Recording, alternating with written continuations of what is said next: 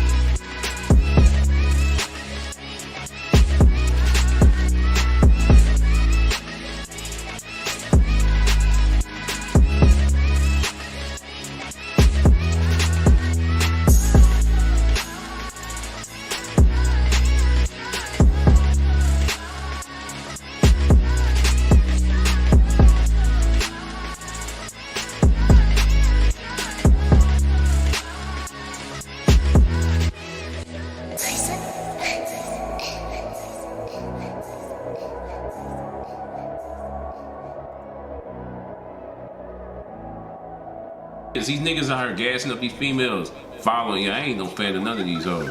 I'm telling you right now. Yo, I don't do that follow back goofy shit. I don't care. Do that? You don't nah, bro. Nah, we over here.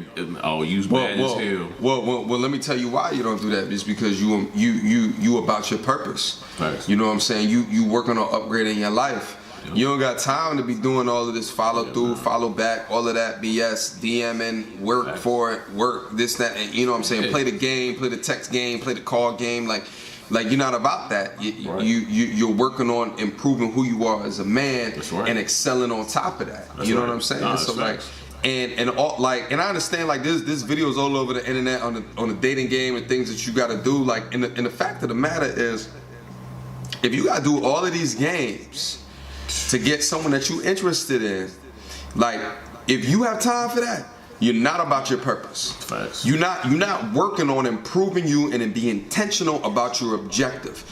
You're not. You're faking. You're faking it. When she texts you and you look at your phone, you are not busy. Right. You're not busy. That's facts. Get busy, and you got to understand what are the ways that you can get busy with things that you are passionate about. You know what I'm saying? I got like other videos on the channel, like one in particular I'm thinking about right now, which is like how to like find your passion outside of the things that you currently do. But be very mindful of the time that you spend in a given day towards consuming things. Like how much time do you spend watching Netflix? How much time do you spend watching football, basketball? Like how much time are you really spending towards all of these entertainment politics and not being able to give a value off of those things, right? So take an honest audit in your life of how you are spending your time, even how much you're sleeping, right? Take an honest audit of all of these things and how you're generating your time to really see what are the things that you're doing to be the best version of yourself. Because I guarantee you, all of the people that you see that make a name for themselves are not watching Love and Hip Hop on Sundays, or not watching a full day of college football. They're not at the bar like, you know, and that's not to say that you can't have fun, like, but it's gotta be piecemealed in a way that allows you to upgrade your life. Yeah. And I feel like this is a conversation, and we'll get into the financials too. Like, keep looking for videos on this channel because I'm gonna get into the financials as well, because there's a whole other component of black culture that doesn't know what to do with their finances. And I'm gonna get into videos like that in the future because we gotta hit it for the culture's sake. You know what I'm saying? However, in terms of upgrading who you are as a person, as a man or woman, if there's any ladies watching this video, in terms of being able to upgrade on what that is, understanding that this takes time, energy, and effort. That's right. A lot of it, and there's no skipping of that. You know, when you see like the result. This last thing I'm saying, I'm gonna let you go back in because you're spitting all kind of facts. Oh, these are facts too, bro. Listen, when you see, like, let's say like a stand-up comedian, let's take like a Dave Chappelle. Let's take like a Dave Chappelle. When you see the result of whatever he makes you laugh at, all you see is the result. Exactly. But you don't know the countless hours that could have went in, the hundreds, the thousands of hours to make that joke that perfect that everyone in the country laughs at. That's right. You don't see that. Don't see that. All you see is the result. So don't discount the amount of time, energy, and effort that went into making that the most perfect joke that you then hear, and then we talk about 10 years later. That's right. You know what I mean? No, that's facts, bro. Like, there's so many points you make here. When we talk about, like, distractions, like, you know, everybody want the Bentley, but they don't even want the car payment. You know what I'm saying? They don't want to pay for it every month, but they want the Bentley, right? The stunt, right? You know, everything takes sacrifice.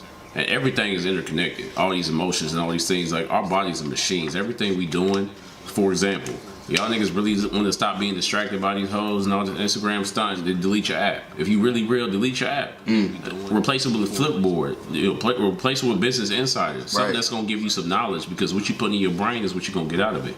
You know what I'm saying? Like, everything is an investment, not just the money aspect. You know what I'm saying? Everything you expose yourself to, the type of people you want in your life, you gotta visualize it. Make your vision board every day. Right. You know what I'm saying? This ain't this is a lifestyle. Right. You know what I'm saying? So how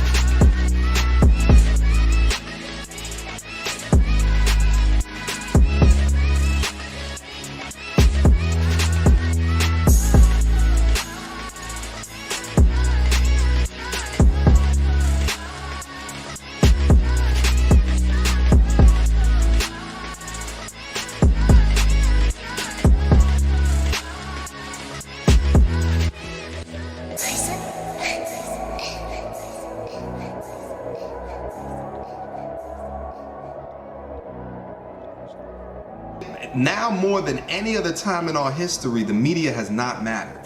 And I say that because we self-select into what we want to see. Very true. Right. We self-select. So the media is going to report on clicks. Whatever you're clicking on. It's like clickbait.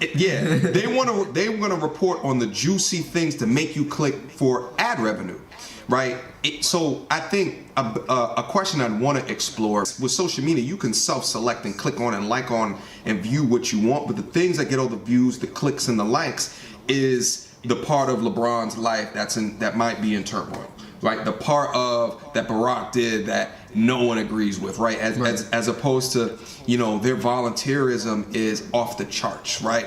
That being a father to their children, off the charts, and an awesome example, right? So can we explore, you know, what's deeper in that? What is it about our culture that likes that negative aspect of people's lives and the click on, as opposed to the positive? We know negativity sells. I think that's a big thing, because you go on Black Twitter right? You go on Instagram, you're gonna follow all these negative pages. Why do you think, for example, Love and Hip Hop has gone so long? Because you have African American people, and nothing in the show is a representation, in my opinion, of positivity. You have the fighting, you have the drama, you have all of these things, but that's what sells. That's why the Real World for a while went a long time, reality TV for a long time, and you never have reality TV. I look at different inspirational pages and entrepreneurs and these different black males that are doing positive things, but you won't hardly see them in media. In regards to our main shows, Fox News, these different things, you don't highlight those things. Late night TV, always, again, when it comes to consumers, they look at the negativity. Oh, what has happened in this neighborhood? As soon as, like, for example, if you look at what the news shows after any major sports, is this homicide happened in this neighborhood? Is this happened in this neighborhood? Rather than such and such person started a nonprofit business that supports whatever cause. Right. Or this young lady is the valedictorian of her school and let's praise this person, right? Why don't we show that more in media? Is because, again, it's the consumer, it's money, and we have been plagued in the black community by falling into those things. Like, I had to go on Instagram and really do, like, look at what I'm doing and do a detox. Like, okay, take this away from my page because it's filled with negativity. Stop going on Twitter as much. Stop going on Instagram so much. Log off of Facebook because a lot of people's feeding into those negative things. So I think that's why it's been shown a lot, is because we've been so processed to believe that negativity is what sells and what we need to bring in our lives. But it's definitely opposite. But I'm glad a lot of people is like positive vibes only, and a lot of people are starting to get it. But I think at the end of the day, because we've been so conditioned to these type of times, that a lot of people has fallen into it. Yeah. So there's a component of that we're in this matrix that was kind of created, and we just think that it's normal. Like there's components of our culture that think that the negative press and news about our people that look like us is normal, right? And then we see something. We think that it's funny. We send it out to all of our friends. But it could be something that tears us down, and we're highlighting on something and looking for something for entertainment. When, and let me ask you a quick question too. I was going to bring up something that you might be bringing up right now. Go ahead. Do you think that there's a component of, I think that it's easier to watch other people fail. It might be harder to watch other people doing really dope things, because then you see in yourself like, well, am I that dope? Can I do something like that? I think there's a component. It might be a deep down embedded psychological component. Maybe I got to do some research on this. On like, maybe it's just easier to watch drama as opposed to, so it's easier to watch Love and Hip Hop than the Discovery Channel, right? Because it's easier to watch a Real World than learn about something on, right, or to hear about, something amazing that someone does, because it make you feel like you're less amazing. I don't know if there's some type of I think it connection. Is. I think seeing positive things, a lot of times when it comes to accomplishments, that it raises those insecurities within yourself. Because I think everyone, when you look at the Americanized life that you want to live, or you want to start a business, you want to be able to make a great amount of money and live comfortable. You want to be able to travel. You want to do all of these things. And when you see people that is able to go to Guam and go to Europe and go to these different places, like, dang, I don't have the funds to pretty much support that. So now it elevates that insecurity. When you see this person that is on their fitness journey and might have a six-pack or something like that, and they show the like before and after pictures, like, dang, but I'm really not getting in the gym. I think you should use that opportunity to challenge yourself, not asking yourself, why am I not there, but what does it need to take in order for me to get there?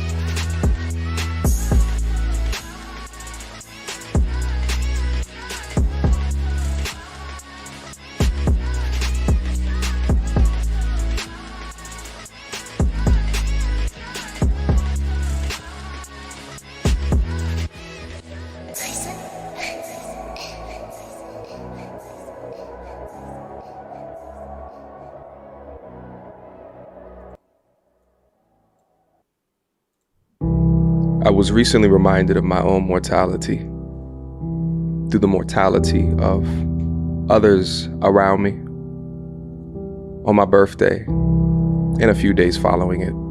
I had 2 conversations with 2 different people that impacted the trajectory of my life and what I prioritize and what I currently consider important. Because of these 2 conversations, which happened in quick succession of one another, I have a different outlook on the current state of my life because I was reminded just how quickly this shit could end. My apologies yet again for only making this an audio experience because I'm still over here in the dark ages with no camera.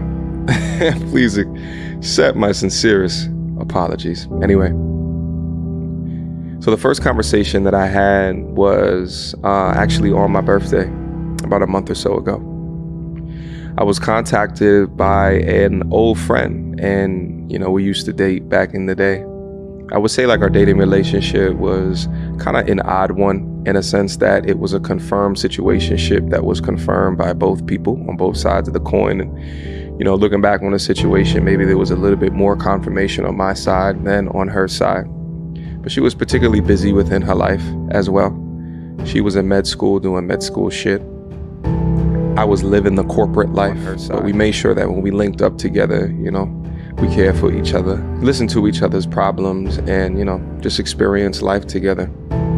It ended, let's say, about 3 or 4 years into the situationship or whatever it was, you know what I'm saying? But, we still keep in somewhat close contact. I would say once every 1.5 years or something like that. One pings the other and vice versa. Anyway, she contacted me on my birthday. And we began to have, our typical 1.5 year kind of conversation, catching up with one another. And she shared with me something that she was experiencing that started a little bit before COVID did. She told me that she has been bedridden for the last 1 year and some change because she developed an autoimmune disease, rheumatoid arthritis. Now, when she said rheumatoid arthritis, I was thinking to myself, oh, you have a little bit of inflammation in your joints, so you can't get up. No, rheumatoid arthritis is a whole different beast. It's a whole different animal, and the way that it debilitates and attacks your system can leave you permanently disabled. Now, the young lady that I knew back in my mid-20s was vibrant. She was the one that was always convincing me to step outside of my current comfort zone to go experience the world. She enjoyed hiking, she enjoyed skiing, she enjoyed wakeboarding, all of the activities that one can experience within this planet in order to call it a sufficient experience on this planet. Hearing her detail exactly what it is that she was going through and being bedridden, the amount of weight that she had gained because she can no longer go outside and exercise, the cane that she now uses to walk, the inability to work in her current place of business of being a doctor, which she studied 13 years for in order to be able to do, all of the passion, all of the life stripped out from under her, from an autoimmune disease that developed with no warning at all. I was simply floored by this revelation that she shared with me, and honestly, I really didn't know what to say. So we mulled over it for a little while. We kind of laughed and joked about different things within our life, and then after a while, I hung up the phone, and then I sat to myself and I thought, damn, she was always such a bright light and awesome spirit within my life and the life of her friends around her. She didn't do anything to deserve this. Nothing. And it reminded me that through her mortality, the things that she explained, that this could have been me, or this could have been you. I eventually contacted her back later that next day after I had some time to think about it, and I told her that if she ever wanted a shoulder to cry on, that if she ever just wanted to call to just talk about her situation, that she absolutely could. She never texted me back. She's a tough cookie.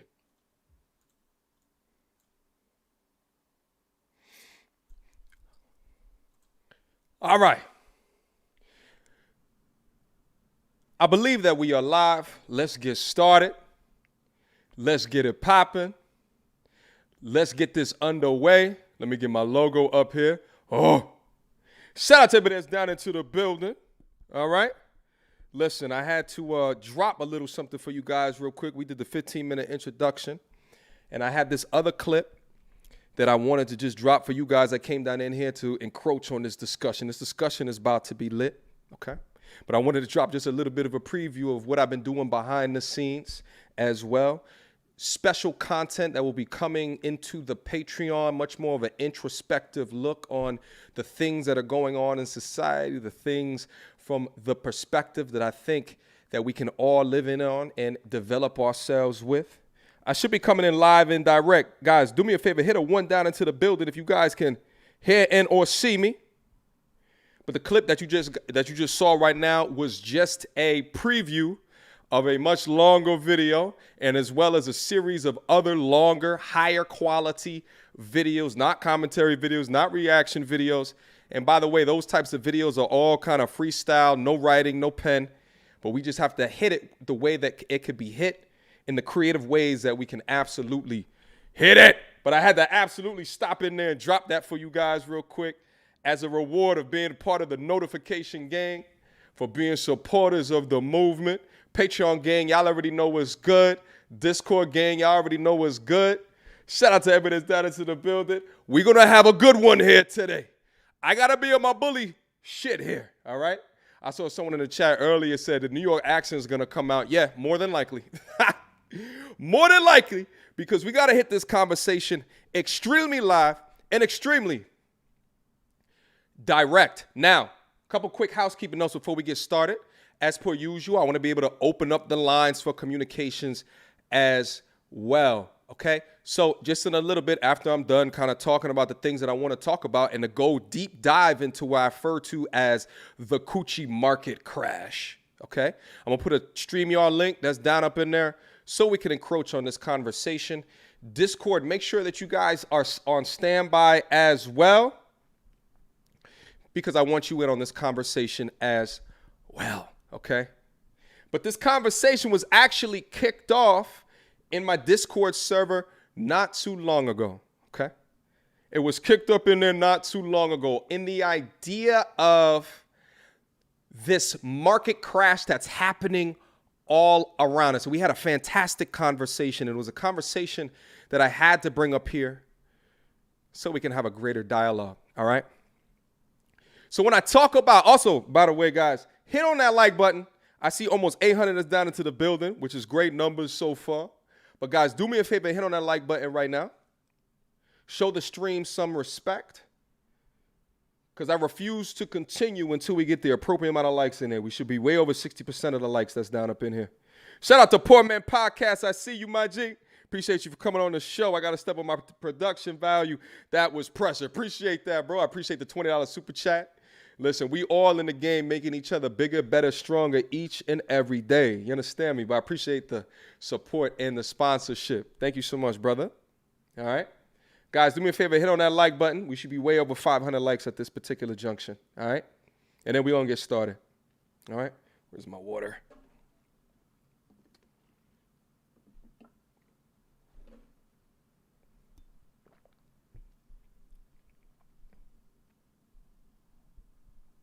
Happy Sunday, by the way.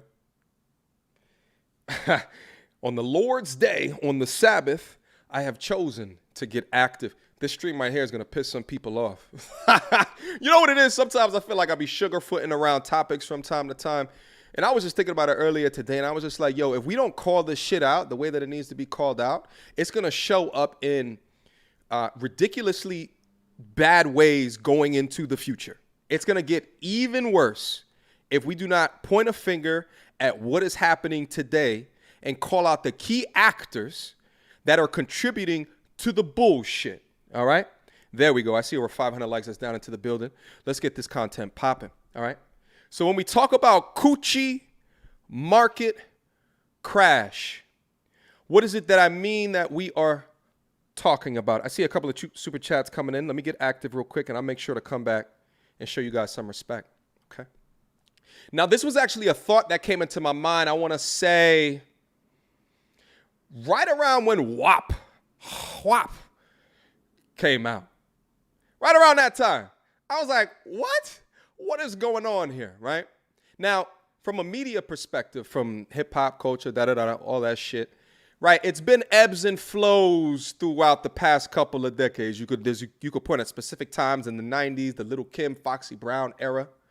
But I would say there's no era, as in the era today, right now, as it's being as much accepted, and there's not a counterculture talking shit about the bullshit than right now. And it wasn't until it won Song of the Year that I said to myself that there is a problem and there is an issue. So it wasn't until I noticed it when the song came out and all of the hoopla around it. And then you see things such as like, you know, people in the House of Representatives interviewing the artist and talk about how strong, you know, that they are for this art and this creativity and all this bullshit like that. But it wasn't until it won that Song of the Year and I was just like, wait a minute. This makes absolutely no sense, okay? And all of the WAPketeers just surrounding themselves around all of this stuff. And it just made no sense to me. And it made me really think about that. I really believe that there is a bubble that is forming, an artificial bubble. What's the analogy right there? Okay, you look back to 2008, there was a housing bubble, okay? There was a housing bubble in the market. And what happened when that bubble popped? The stock went down demonstratively. Are you going to? Okay. Went down. Crazy. All right. So let's discuss why exactly I think that there is a Coochie bubble right now and it's going to crash. And let me tell you guys something, the difference between a financial bubble and a crash and this one is that there's people within the marketplace that are incentivized to understand the market. Shit, they quantify it. You can go up and we can go on Webull or you can go on Robinhood or you can go on whatever, the market cap website, okay, NASDAQ, and you can visually see that something has happened because X event has happened, Y result, okay? And you can see it visibly going down. But the problem with the Coochie market crash is that no one can see it. There's not a one-stop shop of information and the numbers behind what is happening here or the bubble that is being created, okay? But just like you had certain people warning about the housing bubble way back in 2007, I'm here to talk to you and warn you guys about the Coochie bubble as it is here today. So what I'm going to do here today, I am going to define exactly what it is, and then I want to have a conversation to see if you guys agree with where that I'm going with this. So detractors, all you got to get down in my comments section. You could kind of think of the end of this as like the smoke show as well. All right? So let's try to define what it is that I am talking about. Shout out to all the super chats that's coming in. I'll come back to the super chats in a quick second. All right? But in essence, my premise is that through the proliferation of the sexual, okay, liberation movement, irresponsible, promiscuous behavior on one side of the coin, okay, has reduced the relationship market value of the modern woman today to high-value men, high-value dudes, okay? It's this open sexual marketplace, which has made it extremely easy for dudes to achieve what it is that they want at the end of the day. It's gone from dudes essentially saying, if I don't get the viscous innards on the first date, all right, then I ain't going out with her, right? And then on the flip side of the coin, you got those with the feminist ideologies, the modernist talking points that say, shit, if he listens to Kevin Samuels, I can't go out on a date with him. I don't know if you guys have experienced this as well. It doesn't happen so much with me, right? Because I don't get the numbers as a Kevin Samuels. Bring up Kevin Samuels' name at your next dinner party and see what happens. See, in the microcosm of this space over here, and yes, the space is growing. All right, the space is growing. You bring up the talking points that come on that out of the space, right? And the talking points that come on his side of YouTube and on the channel, okay? And we could talk about it all day. We can debate it, but bring up a lot of those talking points to your average, okay, modern conversation in a restaurant. Oh, it's like blood is being shed. It's like goddamn blood is being shed. And I've actually witnessed that very recently. And we'll get into that in a quick second. But when I talk about markets, right? Guys, there's a concept that I wanted to talk about. You guys, I think most of you guys know that I have a financial services background. I got an MBA. There's a concept and a term within economics when you talk about pricing a good and or a service, okay? And that price has to be relatively within alignment with a term that's referred to as the willingness to pay, abbreviated WTP, okay? Your willingness to pay. And what's your willingness to pay, okay? It is the market price at or below, okay, which a consumer will definitely buy a product, one unit of product, okay? When we talk about these relationships, dating, marriage, whatever side of the coin you want to focus on, I'm going to coin a new term right here today. And it's called the willingness to marry. And you can flip it around if you want. You can say willingness to be in a relationship. You can say willingness to date, whatever. But that term is at the point, okay, from a marriage perspective, that he will decide to get on bended knee, right? And my argument, my position here today, and we can take a look at it from the numbers perspective, is that there's way less dudes that can take a look at the modern lady today and say, yes, that is marriageable material. While that's happening at the same time, the modern man is raising his standards, okay? WTM, the willingness to marry, okay? Let's make this synonymous because I feel like economics to a degree underpins so many things regarding our society, especially in a capitalistic society. So I'm going to take that term and I'm going to transfer it over here from a dating perspective. Shit, I might go back later and draw up a whole bunch of graphs and shit like that in order to make it concrete, okay? In order to make it concrete. You understand what I'm saying? But when I'm talking about this, it's really from two different sides of the coin. It's from the side of the coin where, let's talk about it from a man's perspective right now. There's a bunch of different men, okay, that grew up listening and adhering to the blue pill lifestyle. I got an example of that right now. Let's put that down up in here. I just got to. Yo, bro, who got you smiling like that? Like, mad happy. Chill. Yo, come on, bro. Oh, hold on. What you smiling at your phone for? Yo, who got you smiling like that, gang? Nah. Yo, you really laying down smiling on your phone, gang? Like, it's like that? Nah, bro. Nah, bro, what? Gross. Smiling and driving, bro? It's like that? Gross. Chill. Disgusting. Oh, nah. Yo, bro, who got you smiling You guys like? get the idea. You guys get the picture. But honestly, we could poke fun of and we can make fun of the pure and utter wet and moistness that comes out of that little brother right there. But fact of the matter is, there's a lot of dudes that's down up in here that readily identify with that because that was you. Shit, I'll keep it funky. That used to be me. That used to be me. All right? Until I realized that there was a market crash. I repeat that there was a market crash. Yes. Until I grew up and then I realized that it's not all soft, it's not all sweet, they're not all sugar, they're not all spice, and they're not all everything nice. Okay? I began to start to realize these different things regarding some of them. Okay?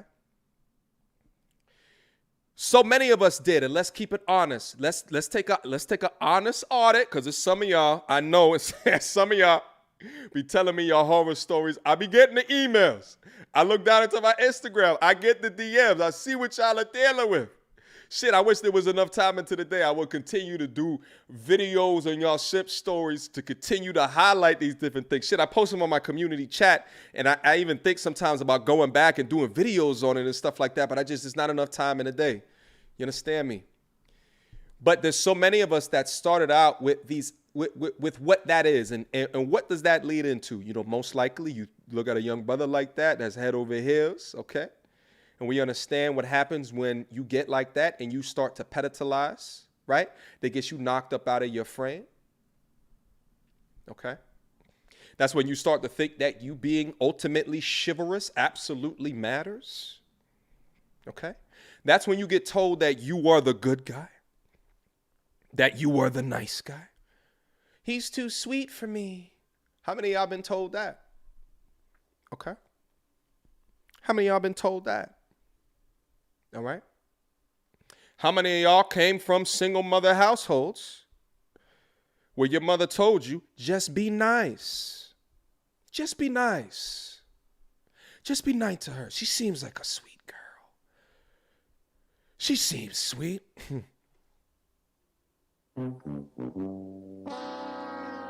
She belongs. What? She belongs to the streets. Shots fired. All right? Shots fired. Oh, yeah, we got the soundboard activated now. We got the soundboard activated now. You understand me? But it's real. And it's a real thing. But here's the thing. That's one side of the coin. And shout out to also like Blue Pill Sam. That's my brother. If y'all was on my IG live not too long ago, and I've been going live on the IG, okay? I want to do shorter conversations on my IG. So, guys, if you're not followed to my IG, you can be missing out on content. Follow my IG. Hit on the notifications. I'm not playing with y'all no more, all right? We're going to keep on getting active over here, all right? But shout out to Blue Pill Sam that says he wants to spend $250 on his first date. I love my brother to death. And y'all already know how I feel about that. And we have live conversations about him doing that. All right? But he's destabilizing the market. He's creating a bubble. A bubble that will pop. Okay? Eventually, it will. Okay? Call me MTR the fortune teller, because it will happen. All right?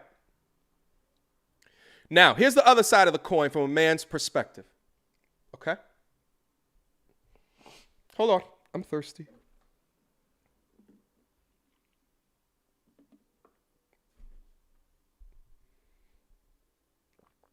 Shout out to everybody that's down into the building. Okay? There's a WAP bubble approaching. Okay? A WAP bubble approaching. Hold on, let me bring this up real quick. There's the other side of a coin that is happening. Hold up.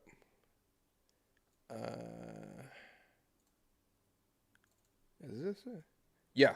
Okay. All right, we got it. Piece of advice to a guy. There's another side of the coin that is happening that must be discussed, that must be talked about.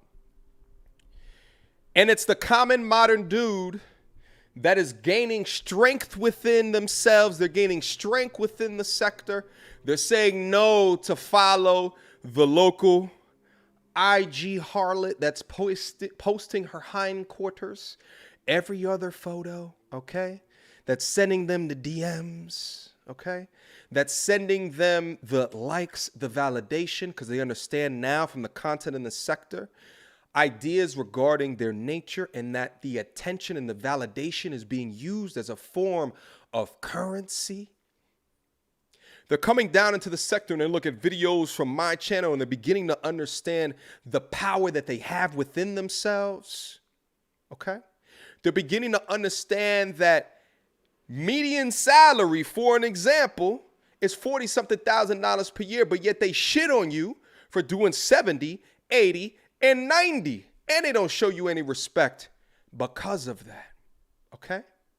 They're getting wiser. They're beginning to understand that they are the prize. They're beginning to understand the contributions that those that share their same gender have contributed to creating the absolute world that we live in. They're getting used to the idea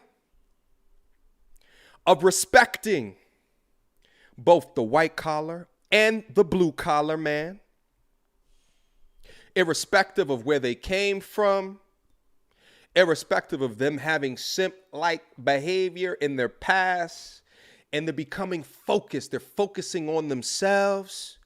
They're experiencing life, and then they're telling their stories.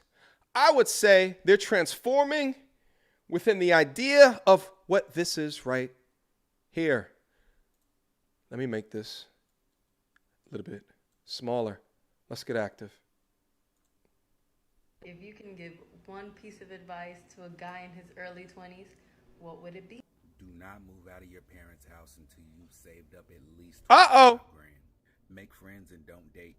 Don't Don't. date. Travel. Move out of your hometown. Get very acquainted with a primary professional. Get a therapist. Buy a gun and get really good at using it. Get a passport and get really good at using it. Go to a gym and work for an 8-pack. You really have nothing but time. Pick up a sport and get good at it. Stop eating like a damn Ninja Turtle. Drink water. Wash your ass daily. Buy 3 suits. A black one, navy blue, heather gray. Each one should be tailored. Buy life insurance. The younger you are, the cheaper it is. Most importantly, find and protect your peace. Remember that you were a man before her, you were a man with her, and now you'll be a man without her. Hold on. I keep on hearing people that they can't hear it. I just turned it up for y'all. One more time. You can give one piece of advice Let me know how it to a sounds. guy in his early 20s, what would it be? Do not move out of your parents' house until you've saved up at least $25,000. Make friends and don't date. Don't date. Travel. Move out of your hometown. Get very acquainted with a primary care professional. Get a therapist. Buy a gun and get really good at using it. Get a passport Hold and up. get really good at using it. Right here. Do not move out of your parents' house until you've saved up at least. Let me break some of this down right here. Do not move out your house until you saved up at least $25,000. What he's talking about right there is an emergency fund, okay? Men are making much more wiser decisions with what they are doing with their money. They're taking a look at, and they watch me go over the stats regarding a homelessness rate. And that's a real stat. They looking over and they're understanding that no one will come to save you at the end of the day. Just like they saved that young lady I posted the video about this morning, that CNN came to her to try to save her in order to push their fake news agenda. They ain't going to try to save you. So they're making better decisions, okay? They're making better decisions because they're paying attention to the financial education content, all right? I don't remember who said this, but it's very important. Because you lose money chasing women, all right? But you never lose women chasing money. Y'all put it down into the chat. Who said that? Was that Patrice O'Neal? I don't know. Was that what that was? You lose money chasing women, but you never lose money chasing. You never lose women chasing money. What's up? Talk to me. They're beginning to understand all of these valuable things, and they're making correct decisions because before this, they would be shamed into going out prematurely because the lady is saying, well, you ain't got your own crib, well, you're going to get none of these viscous innards, okay? So they're making better decisions. Let's keep going. Make friends and don't Make date. friends and don't date. I tell you guys this all the time. Within your 20s, focus on building up your kingdom first. It's majorly important because at the end of the day, we don't get mad at hypergamy. We understand what it is, and we beat it. Don't date. Travel. Move out of your hometown. Move your hometown. very Get outside of acquainted your hood. Travel. Get about. One of the best experiences that I had in my entire life in understanding what this world is actually about is when I was abroad. All right? 13 countries and counting. All right? And I'm not saying that to brag, but I'm saying that to reinvigorate what you guys have to do. Okay? Primary care professional. Get a therapist. Buy a gun and get really good at using it. Get a passport and get really good at using it. Go to a gym and work for an 8-pack. You really have nothing Work but on your time. body. Pick up Never let your body atrophy. Pick up a sport. Get good at it. Shit, I just recently re-picked up martial arts. All right? I've got boxing and jiu-jitsu that I'm doing and MMA at the same goddamn time. All right? Stop eating like a damn Ninja Turtle. Drink water. Good Wash foods. your ass daily. Buy Like a great Ninja suits. Turtle. For the young cats that's down into the building, your Ninja Turtles was eating pizza every day, okay? Stop that shit. A black one, navy Here's blue, your suits. heather gray. Each one should be tailored. Buy life insurance. The younger you are, the cheaper Life it is. insurance. Most importantly, find and protect your peace. Remember that you were a man before her, you were a man with her, and now you'll be a man without her. Good luck. Oh! All right, let me get out of there. My apologies for not being able to hear that correctly. All right? But it's very important, and it's very true. So at the end of the day, what a lot of dudes are saying, when we're taking a look at the transition that is happening, the goddamn price is way too high. The damn price is way too high. Shots fired. Shots fired. That price is way too high. And this shit is about to crash. And I'm calling it right now. There's an artificial bubble. Guys, do me a favor. We should be over 1,000 likes into the building right now. We'll wholeheartedly appreciate your support. Click on that damn like button.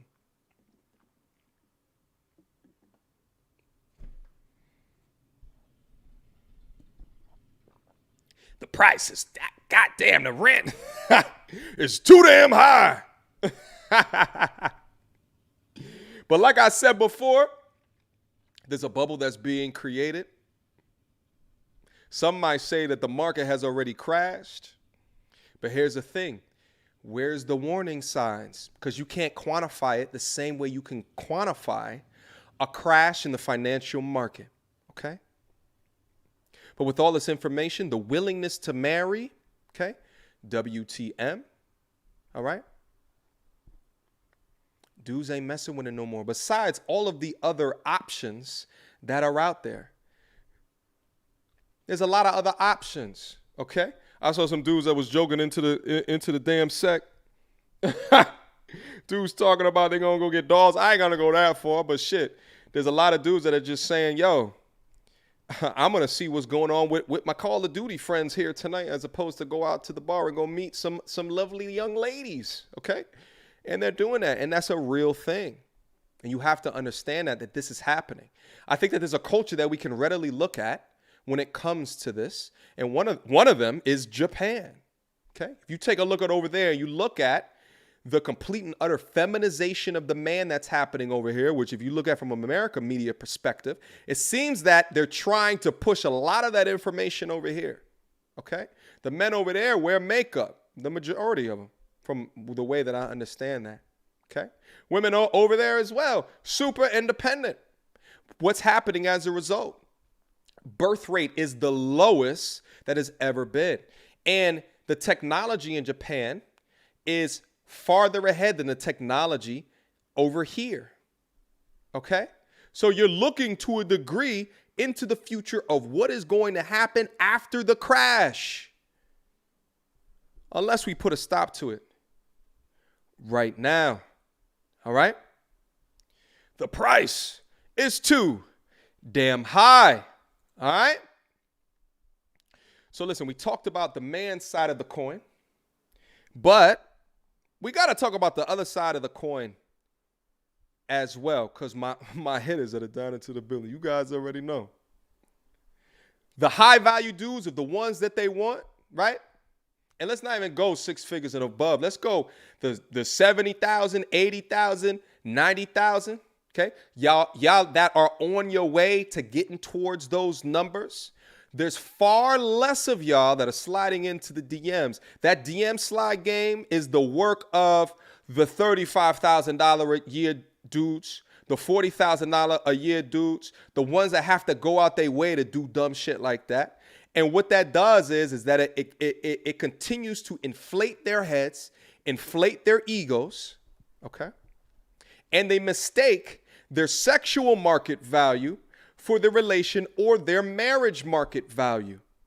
It incorrectly inflates their heads, their egos, and they think they could just live their life in their roaring 20s without any repercussion. So we got to be able to call it out, all right? But fact of the matter is when I look out into the market, the girls, by and large, are way less marriage material than what we want to give them credit for.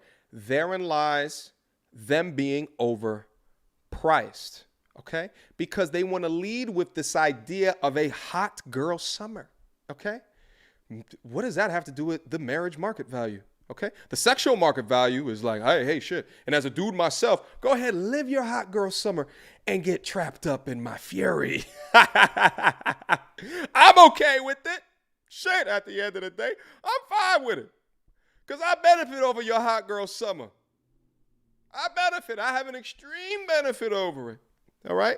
Go ahead, live in your sexual liberation. Have fun. All right? They come into the table with these modern day feminism ideologies. What? The modern day, not the old, not the traditional, the first wave. I agree with the equality because it's about opportunity, or it was about opportunity, but it's changed. It changed quickly. All right. Now it's about claiming that there's a patriarchy and victimhood. Okay. Oh, I'm so oppressed, wage gap, which has been debunked decades ago. It's ridiculous, okay? What's along with that, all right? What's along with the market crash? Those that are saying that they don't need a ring before becoming a mother. So you have a whole bunch of single mothers that are crowding the dating marketplace.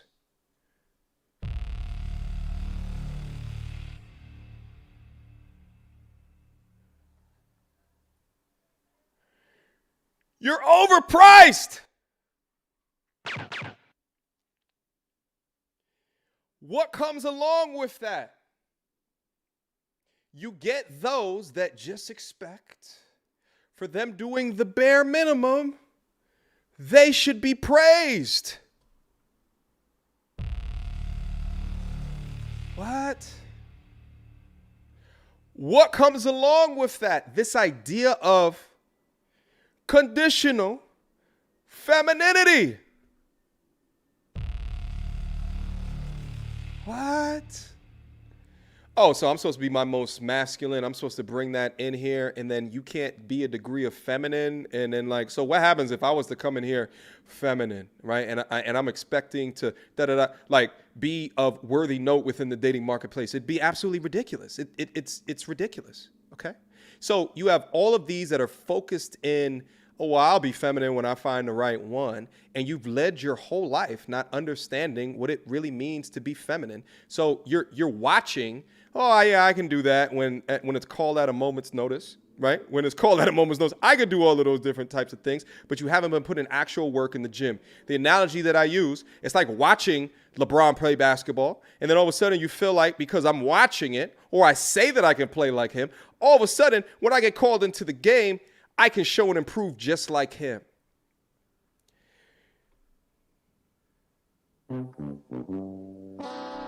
Nah.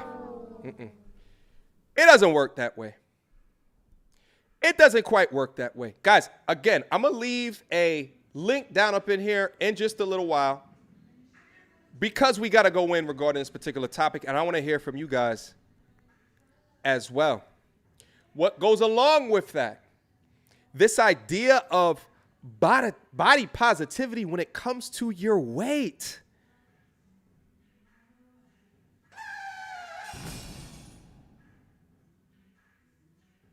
Nah, yo. Y'all bugging.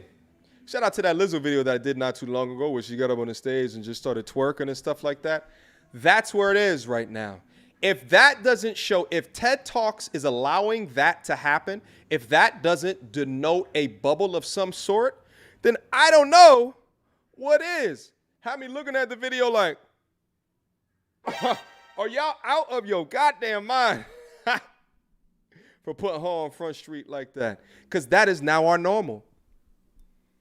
That is now our normal. What comes along with that? All of the things that high-value dudes refuse to pay for. All right? The idea that I am the table.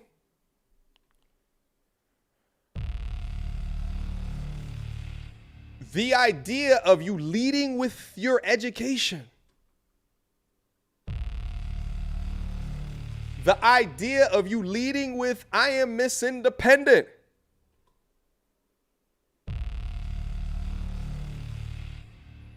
It don't make no goddamn sense. At all. All right?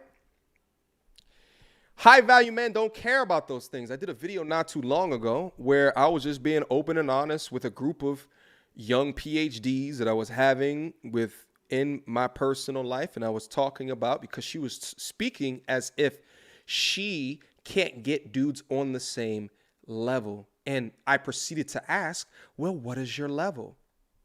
She doesn't understand that the things that she is looking for is the things that women look for in dudes, okay? Not vice versa. And that's the key thing, is that they have to understand that. But again, when we push the feminization of men and the masculinization of women, they don't get these different things, okay? But high value dudes understand a couple of things. They understand, okay? Your independence, your degree, your car, how much money that you make, doesn't matter. Shots fired.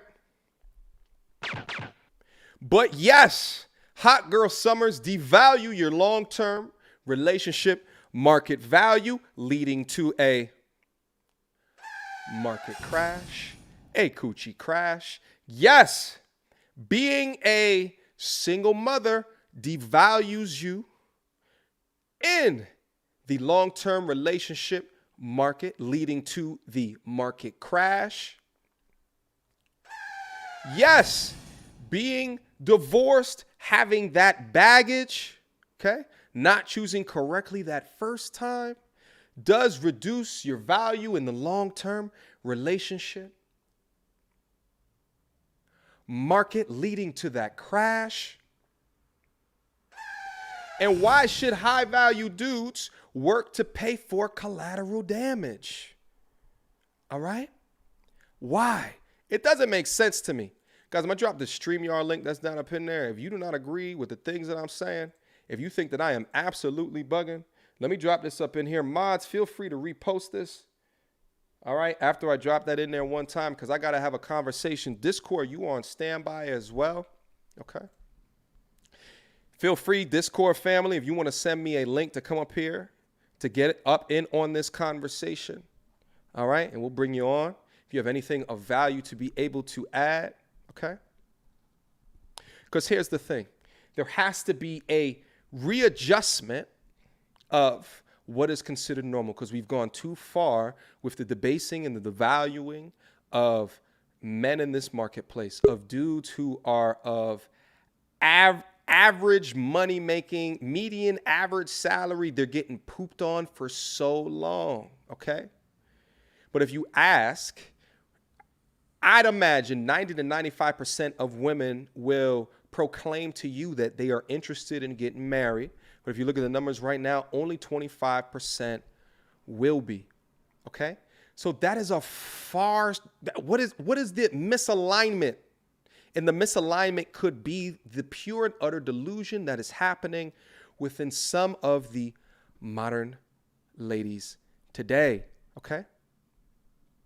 Yes, showing off your hindquarters on the internet will devalue what you bring to me and to the table, all right? What you do up on OnlyFans will devalue what it is that you bring to that table. Yes, your BBL, that butt lift that you getting, that has nothing to do with your market value, but they choose to get these different things. And I'm talking about, I've actually seen it with modern educated women as well. Like, God damn. But to a degree, I get it. When you get the negative reinforcement or that feedback of looking at the media and comparing yourselves, or looking at the commercials that are put on TV and all of the garbage shows, and you're looking at the music and you seeing who you should be idolizing with their fake nails out their hair all the way down their back, they eyelashes. Dudes don't like any of these things. Okay? But then you proclaim, I am the table. Okay? But see, at the end of the day, before we become a Japan where the birth rate goes down, where the marriage rate is non-existent, because here's the thing at the end of the day, because we got to be able to call this out, because we talk about so much of what can happen, right? Or creating strong families, create strong children, and then who transition into strong adults, okay? So at the end of the day, there's some dudes that are just like, well, I don't care. I'm going to have fun in this sexual liberation movement. But then there's others that kind of look at, in totality, what is happening within our space. And they're saying we cannot let this market crash for the continuation of the culture, the society, and as well as the family. Before this ends up like Japan, let's talk about it. All right?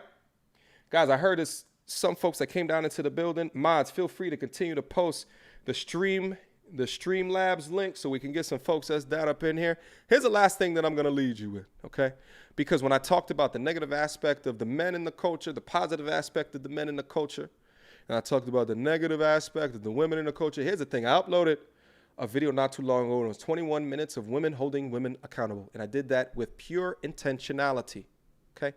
Pure and utter intentionality. Okay, because putting putting up that there's some of those that are down up in there that are trying to understand the talking points of this sector that we keep reiterating time and time again is very important, because we see y'all, okay? All the ladies that are down into my Discord server, all the ladies in my Patreon, we see y'all and we salute what's happening, all right? And we appreciate you not shitting on that there's a need for male spaces to bring back male leadership and male empowerment, to help males understand, to help men understand the importance of leadership, of their financial education, and all of the rest, and all of the above. Here's the last thing that I just showed real quickly. I posted this not too long ago. All right? What women think men want in women, all right, versus what men actually want in women. All right, got 7.9 thousand likes. Shout out to all of the support that's still present on the channel. I see each and every one of you. Thank you so much for your support, okay? What women think men want: financial stability, confidence, successful, high earner, ambitious, challenging, strong, independent. Now, it's not to say that there's not some dudes that want some of these things, but these are the things that they generally lead with, as opposed to fit body, kindness, supporting, hardworking, agreeable, peaceful, sweet, and interdependent, as opposed to independent. Okay? Now, tomato, there's some of these in here. I think that can be interchangeable. Okay? Hardworking, definitely. You know, confidence as well. You see what I'm saying? So there's some things in there that we could talk about. All right? Let me see. Who we got down up in here from a StreamYard perspective? Let's hit this appropriately. Discord, you guys are on base. If you guys want to come up and have a discussion, let's do that. Especially the ladies. I'd love to hear from some of the ladies as well. If you guys want to come in and have this discussion. All right? If you guys disagree, let's talk about it, all right? First to the stage.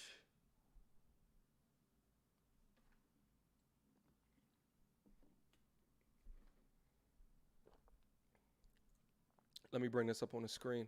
I'm using a new software, so bear with me. All right? Let me bring this up on the screen. Hey, man, young scholar that's back there, if you can hear me, exit out of your YouTube. All right? By the way, let me also read off the super chats before I do this as well. Shout out to Nightmare Files. Thank you so much for the $10 super chat. I may make different content than you, but I'm an average supporter, my G. Nightmare Files. Thank you so much for the $10 super chat, my G. B. Lawson Jr. Discord gang in the building. Top-notch production value, sir. Shout out. And by the way, for those that are interested in joining the Discord, it's accessible through my Patreon, okay? Shout out to Jeremy Duncan. Appreciate the $2 super chat. Shout out to NLX Coach. $10 for the title. Ha! Appreciate that, my G. Shout out to Christopher Alexander. Love the content chief. Appreciate that $10 super chat. Shout out to Theory. Appreciate the $10 super chat. What is the market cap of the viscous innards right now? Shout out to Eduardo. $5 super chat. Okay. Curling on 109-day streak of no fap. I see you, my G. Yeah. Yeah. The strength is growing. The strength is building. All right. Shout out to Mr. Nice to meet you. Thank you so much for the $5 super chat. None of them can make as much as us. Appreciate that, my G. Shout out to Gavito 920. In New York, there are two competing bills that aim to make the oldest profession the legal but prosecute the purchase of the viscous innards. The politicians themselves will also contribute to the market crash. Shout out to Gavito. Appreciate the $15 super chat. Shout out to the Patreon gang. I see you guys. All right. Shout out to Dr. BOA in the building. Dr. BOA, I see you. Appreciate the $100 sponsorship. Appreciate you, my G. If you guys don't know, Dr. BOA is another fantastic content creator. You understand what I'm saying? Shout out, brother. I appreciate that. All right. Shout out to Michael Matroke. Thank you so much, brother, for the $5 super chat. The likes are free. Word, guys. Hit on that like button. All right. Shout out to Sylvana G. Thank you so much for the €5 super chat. Greetings from Germany.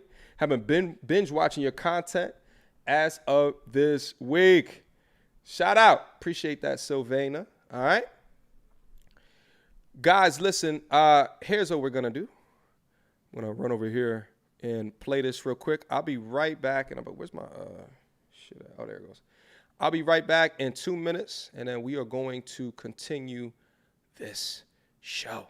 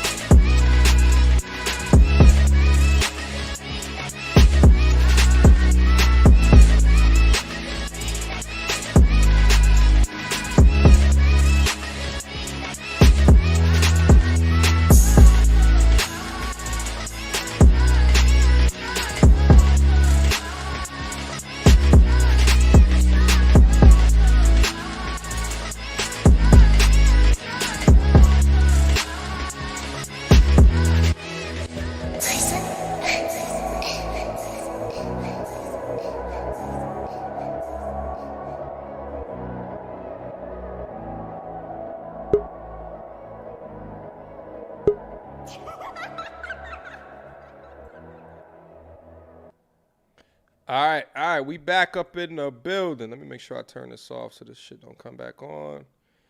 All right, so we are back down into the building. Shout out everybody again for the support. Guys, do me a favor, hit on that like button. We'll wholeheartedly appreciate your love, your support, as well as your respect. We're going to continue this part of the stream. Shout out to Mr. Haircut 80. Thank you so much for the $15 super chat. Wholeheartedly appreciate that, my G. All right. First to the stage. Let me bring this brother on. New equipment, by the way. I don't know if I mentioned at the beginning of this. All right. So we're gonna make this happen this way. Hold on. Let me make sure that this makes appropriate sense. And then we will continue on. All right, there we go. What's good, brother? How are you?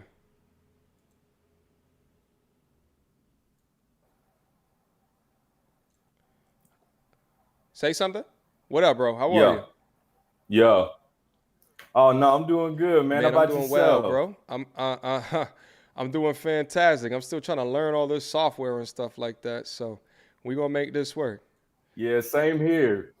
Same here. This is my first time on StreamYard, man. It's a little bit different than what I'm used to. It's all good, brother. It's all good. All right, so listen, bro. What you got for me on the topic? What's your opinion?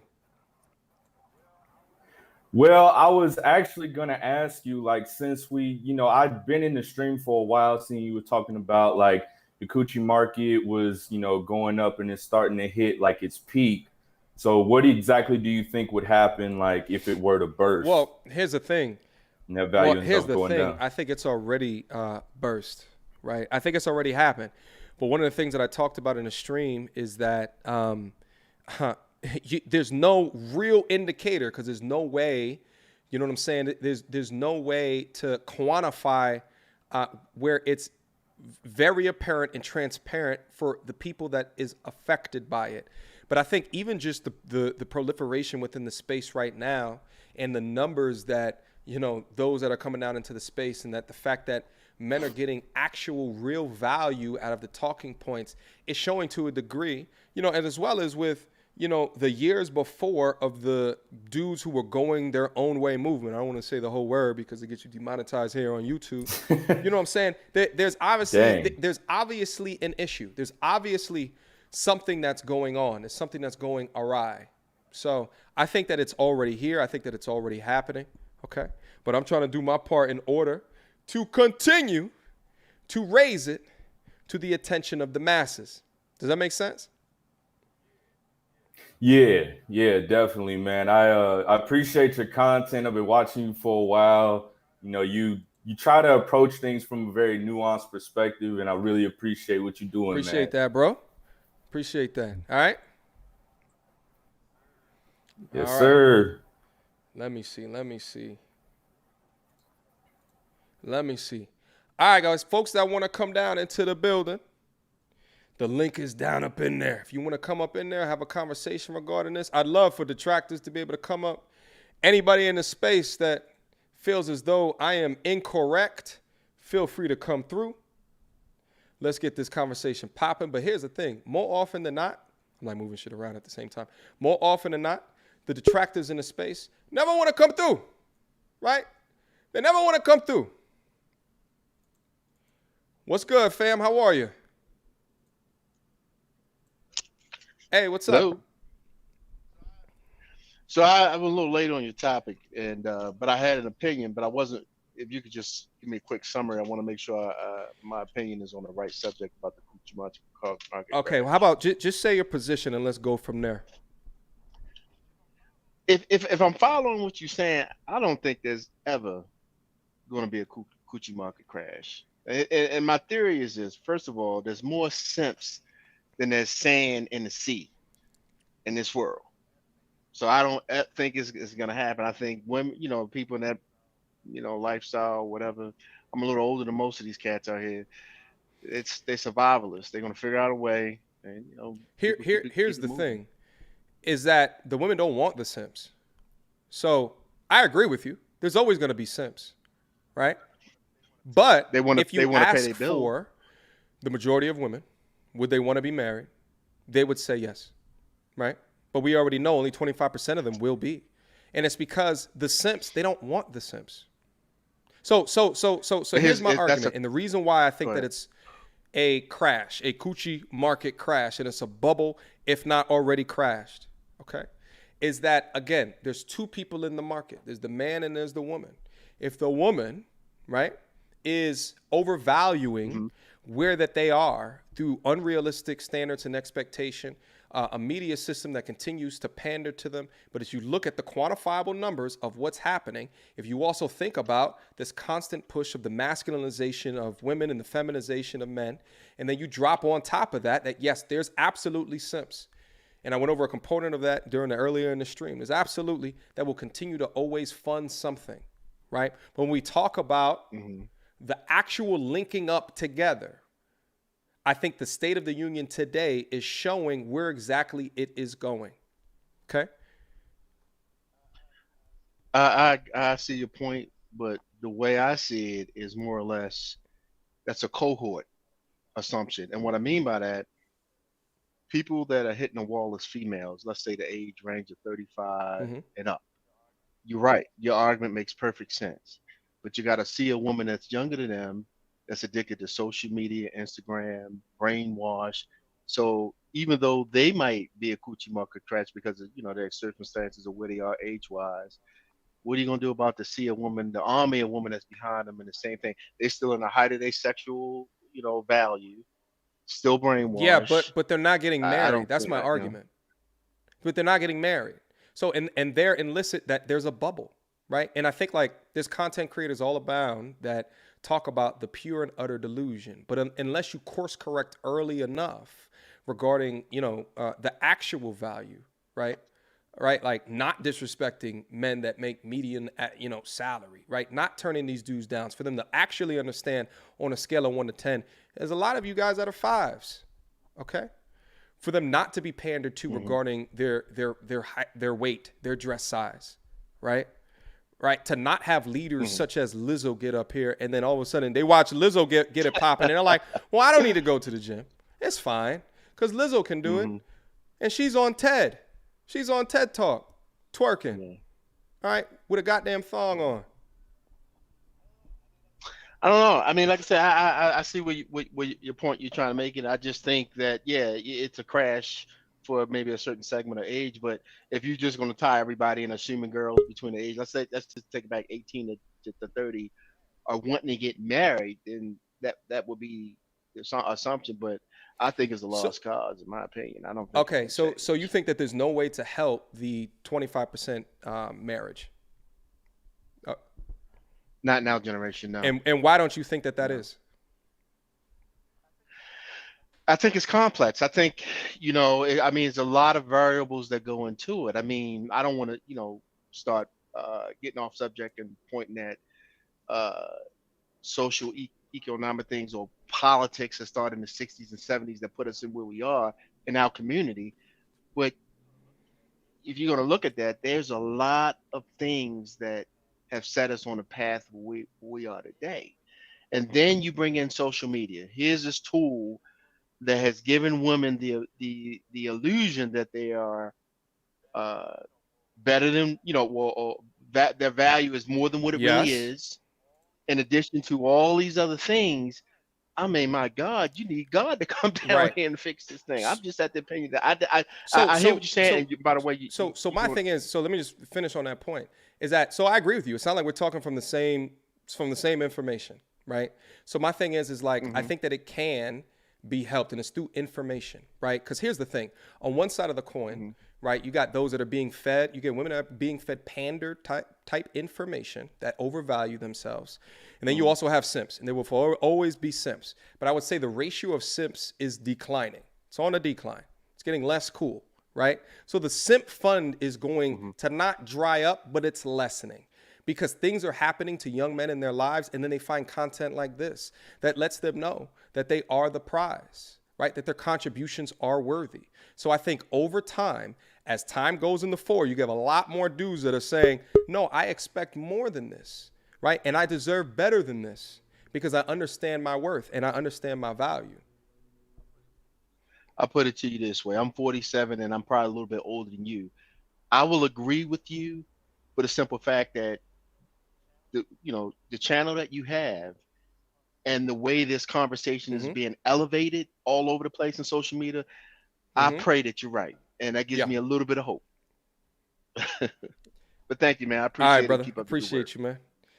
Next to the stage. Let me see who we got up in here. Treff Teller, what's good? Truth teller? Hey, sir. Yes, sir. That's correct. Truth teller. All right, Appreciate you. all right, Big fan. fantastic. All right, so what's your position? I think we actually are on course for improvement. I'm a big believer in reality being your teacher. Some of our ladies haven't taken into account reality. Fine, you know, Hey, sometimes Truth, do you have a camera? got to learn the hard way.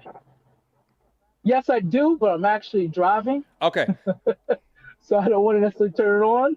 You know what? Let me park. Okay. All right. Go I'm ahead. gonna let you down and see because guys, I need you guys to cam up. This is a visual platform. Truth. I'll be back in there. Once I see your camera on, I'll let you back up. Appreciate it. All right, next to the stage. Oh, we got another no camera. Dynasty. All right. Truth teller, what's good, brother? Hey, sir. So yeah, basically what I was saying is I think reality is the best teacher, and some of our ladies are gonna have to take into account reality and realize what's actually happening. For a lot of women, I have friends my age. I'm 42, so I have friends my age and older that still are not in reality. They're single mothers, they're professionals, college educated, and they're still talking about doing surgery versus exercising, eating right, losing weight, being fit, being feminine. So to a degree, it's a lost cause. I think the young ladies coming up in the early 20s, mid 20s, and maybe even late 20s have the opportunity to see what's happening to their predecessors and understand, okay, something has to change. Now, granted, the internet, you know, social media doesn't help most of the time. But in this case, I believe it does help because you see the results. And every girl or woman can say, hey, you know, I'm getting the attention. The fellas like me. They're hitting the like button on me, blah, blah, blah. But all the ladies you think are getting the attention, all the ladies you think are getting the money, what's really happening to them? What's going on in their lives that's actually going to make their lives complete? And honestly, the answer is nothing right now. They're just eating, they're celebrating with the confetti and eating the cotton candy, not realizing what the body's gonna look like tomorrow after all of that fun. So do you think? So do you agree with me? You think that do you think that there's a bubble right now and it hasn't crashed yet, or do you think that it's crashed? I think the bubble hasn't crashed yet. I think we're not done with this whole, pandemic thing. I think there's going to be some issues to the financial markets that's coming down the pipeline, which have already started. Some issues with the housing market, and that's going to flow into a ton of other things. And I watch Kevin Samuels as well. Just as he says, winter's coming. I think winter is here now. We just don't realize it. So I think in a sense, the bubble's already starting to crash. We just don't see it yet. Yeah, I think the blizzard is coming. Like the blizzard is especially coming from that goddamn liar that I just put. I'm still mad about that shit. I don't know if you saw that video earlier today, but that goddamn lady, oh my God, like a blizzard, a tundra is coming for that sucker. It was rough. It was rough to watch. It was rough to watch. I'm just getting past middle age. I have sons in college. I have nephews in college. I have nieces in high school. I have younger sisters. So I know what they're looking at. The game is horrible for you younger folks. I think you're in your mid-30s, but everybody younger than that, I don't even know how they're living right now, because just dealing with the opposite sex right now is a rough thing. I don't know how they do it. I pray for them. Like I said, I got 2 sons and 2 nephews that are in college, and they're not even thinking about serious relationships. Hell, all of them go through girlfriends like it's a pair of shoes. There's a new one every other month. So it's like, okay, listen, all right, I see you looking. And from my perspective as well, like I'm 36 right now. So, and honestly, like a lot of this coochie market crash, as I was thinking through this, and we talking about this in the Discord server, you know what I'm saying? I was thinking about, well, within myself as well, like to be 36 years old, You know what I mean? To be doing, well for myself, to have, all, decent accolades, high value dude, right? Like there's no rush, right? Like there's no rush for me right now because I'm looking out and I'm seeing the options, the marriageable options, you know what I'm saying?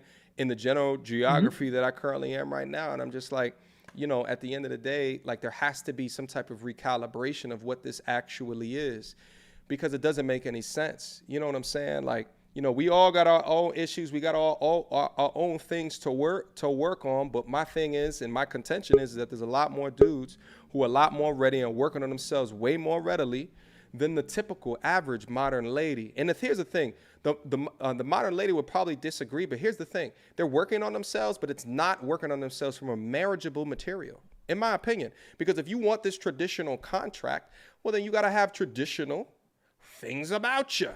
Right? Like, and if you don't, why would I want to do this? Unless they change the concept of marriage, right? Like in the law behind it, unless they change, you know what I'm saying? Like within that, if the numbers start doing something differently from the divorce rate, and, if you take a look at being a breadwinner and alimony and like all of these different things, like until that, right? I think that this thing is going to crash. I think that the birth rate's going to go down. You know what I'm saying? I think it's gonna get a lot worse going into the future. Hey, my brother. I got a bunch of others that are coming down into the building. Oh, do you think, my man? I appreciate you having man. me on. All right. Shout out to Truth Teller in the building. Double cam setup. Yeah, we fancy over here now. Shout out to the production value. All right. Let me put some more on up into the stream. Shout out to Dynasty in the Making. What's good, brother? It was good.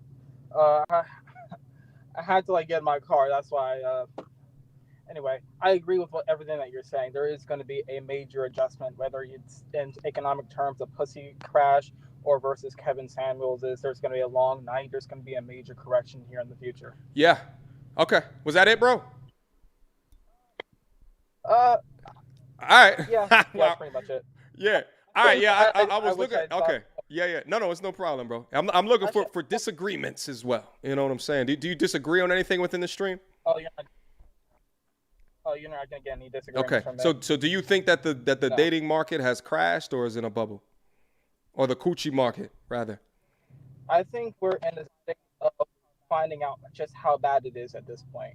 Because when I watch your content, as well as Fresh and Fit and Red Pill Overdose, when you guys ask questions, you try to lead them in a direction where we all know is where it's going on. But I feel like there needs to be an accelerationist kind of mindset to this, where we all understand that the women nowadays are not really marriage material. So we need to start making this hyper real in the terms of questions that we ask them. They think of it as though it's some sort of abstract concept, but they don't really put themselves into that position. Do you understand what I'm going? Yeah. No, I get it. No, it's the same point that we made before in terms of being of marriageable material. All right, Dynasty, I appreciate you so much, brother. All right. Take care, fam. All right, next to the stage. And ladies, where the ladies at? Because listen, y'all got a lot of smoke for me down in the comment section. But at the point that I say, yo, come through. Let's have a discussion. Is there a bubble or not? Y'all are nowhere to be found. Nowhere to be found. Shit.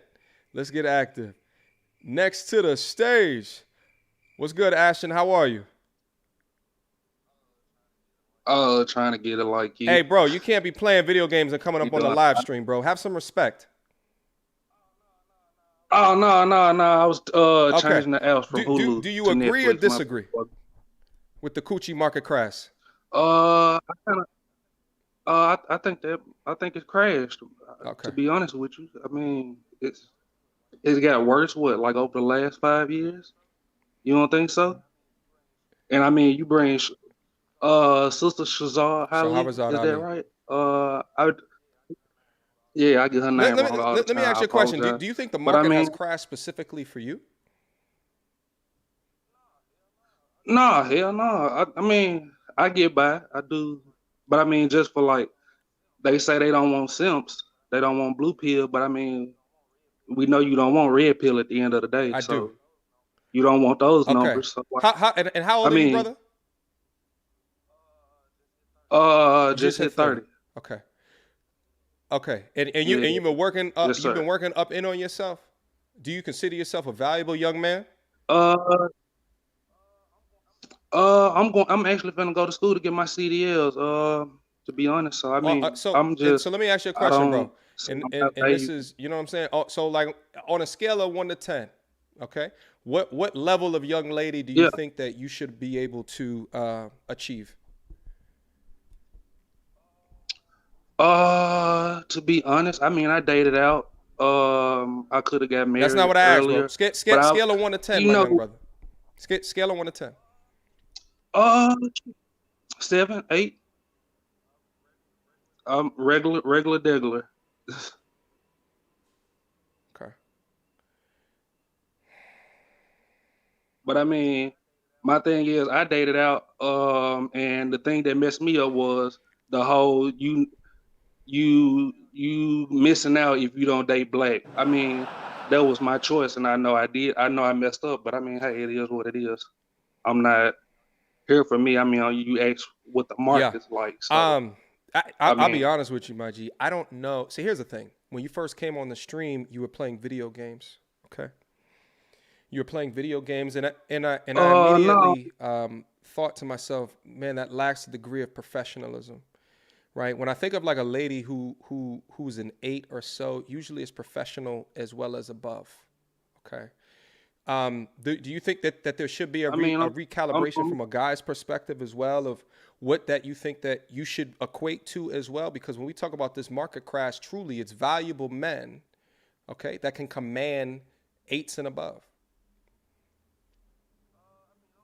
I mean, I'm actually dating a doctor, kind of want to say, but I mean, I'm in a relationship. It's not about me, but I mean, if you're a high value man, I mean, you know, she playing the part. You know, she got ulterior motives at the end of the day. I mean, that's with anybody. She playing to get on your team, and I mean, after y'all get married, I mean, you know, it's probably gonna fall apart just a little bit. Now is she at 8 because she's a doctor?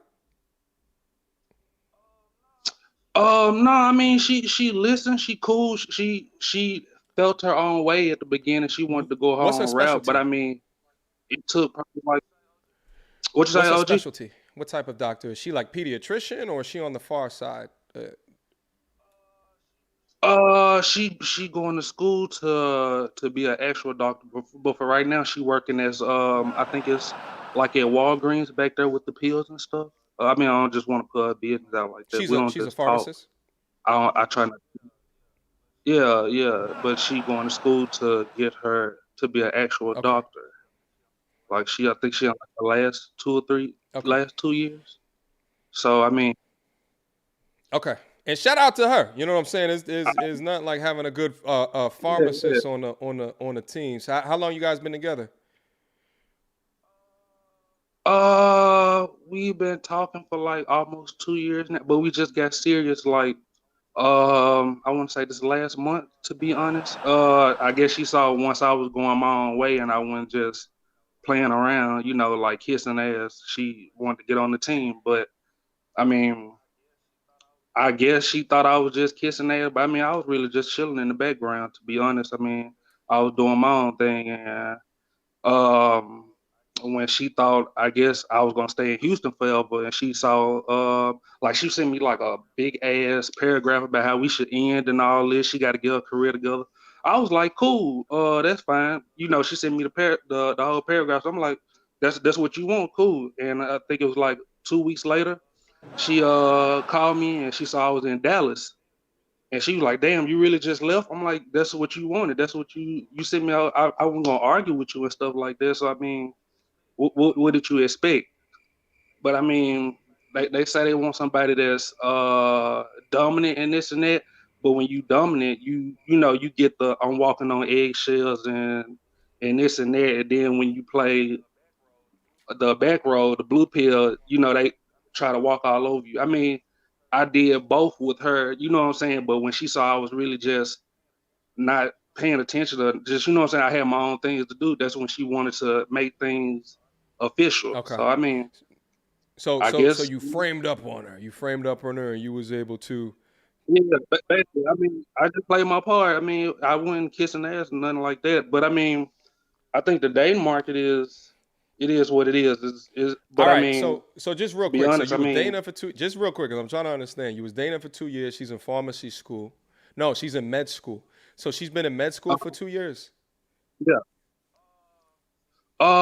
See, I don't want to put business out, but I mean, like we was kicking it like I say the first 3 months of last year, like right before Corona hit, and I think we kicked it and this and Let that. me ask you a question, bro. Are you And able to lead her in this relationship?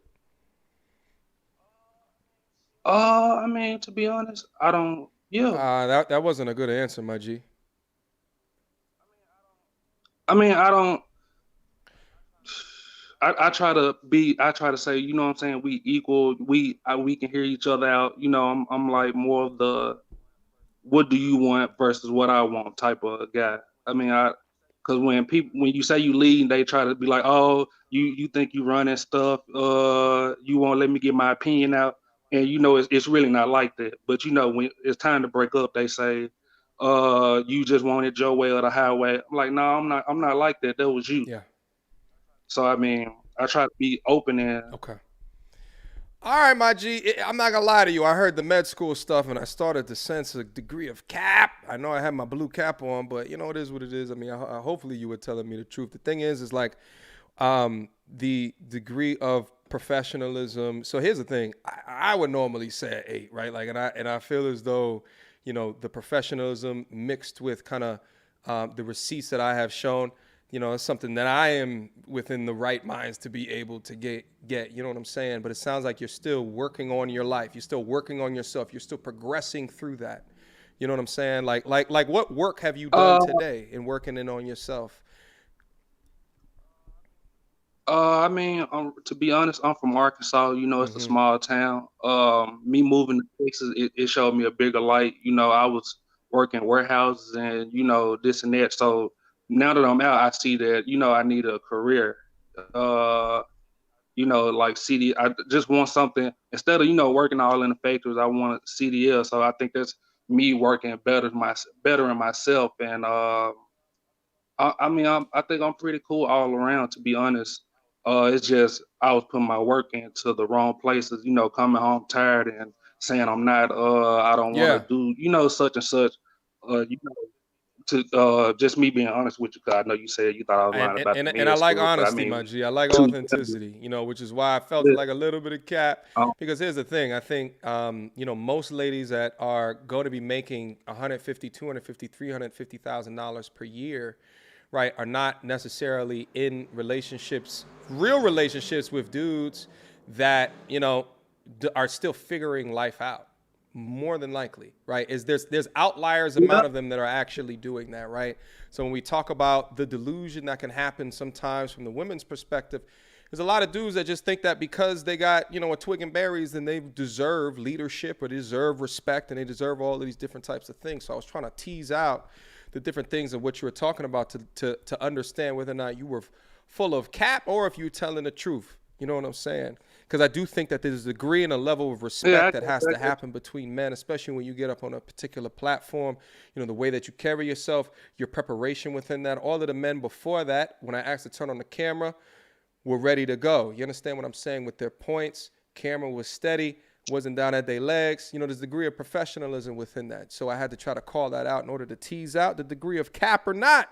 Does that make sense, my young brother? But listen, I want you to continue to do everything that you can. What I will say is that you are a degree behind right now. I do wanted to call that out, okay? To be figuring out whether or not to get in the trucking at almost 30 years old or 30 plus years old. You're a little bit behind. So put the pedal to the goddamn metal. Here's what I want you to do more often than not. I want you to get off that video game, and I want you to focus more in on figuring out who you are and where it is that you're trying to go. Because I tell you what, if you go farther off in your life and you haven't solidified the things that you want to do, by no stretch means of the imagination are you worth a 7 and or an 8. So why you feel like that, OG? I mean, I'm just curious. Because hypergamy is going to win with women, okay? Hypergamy is going to win.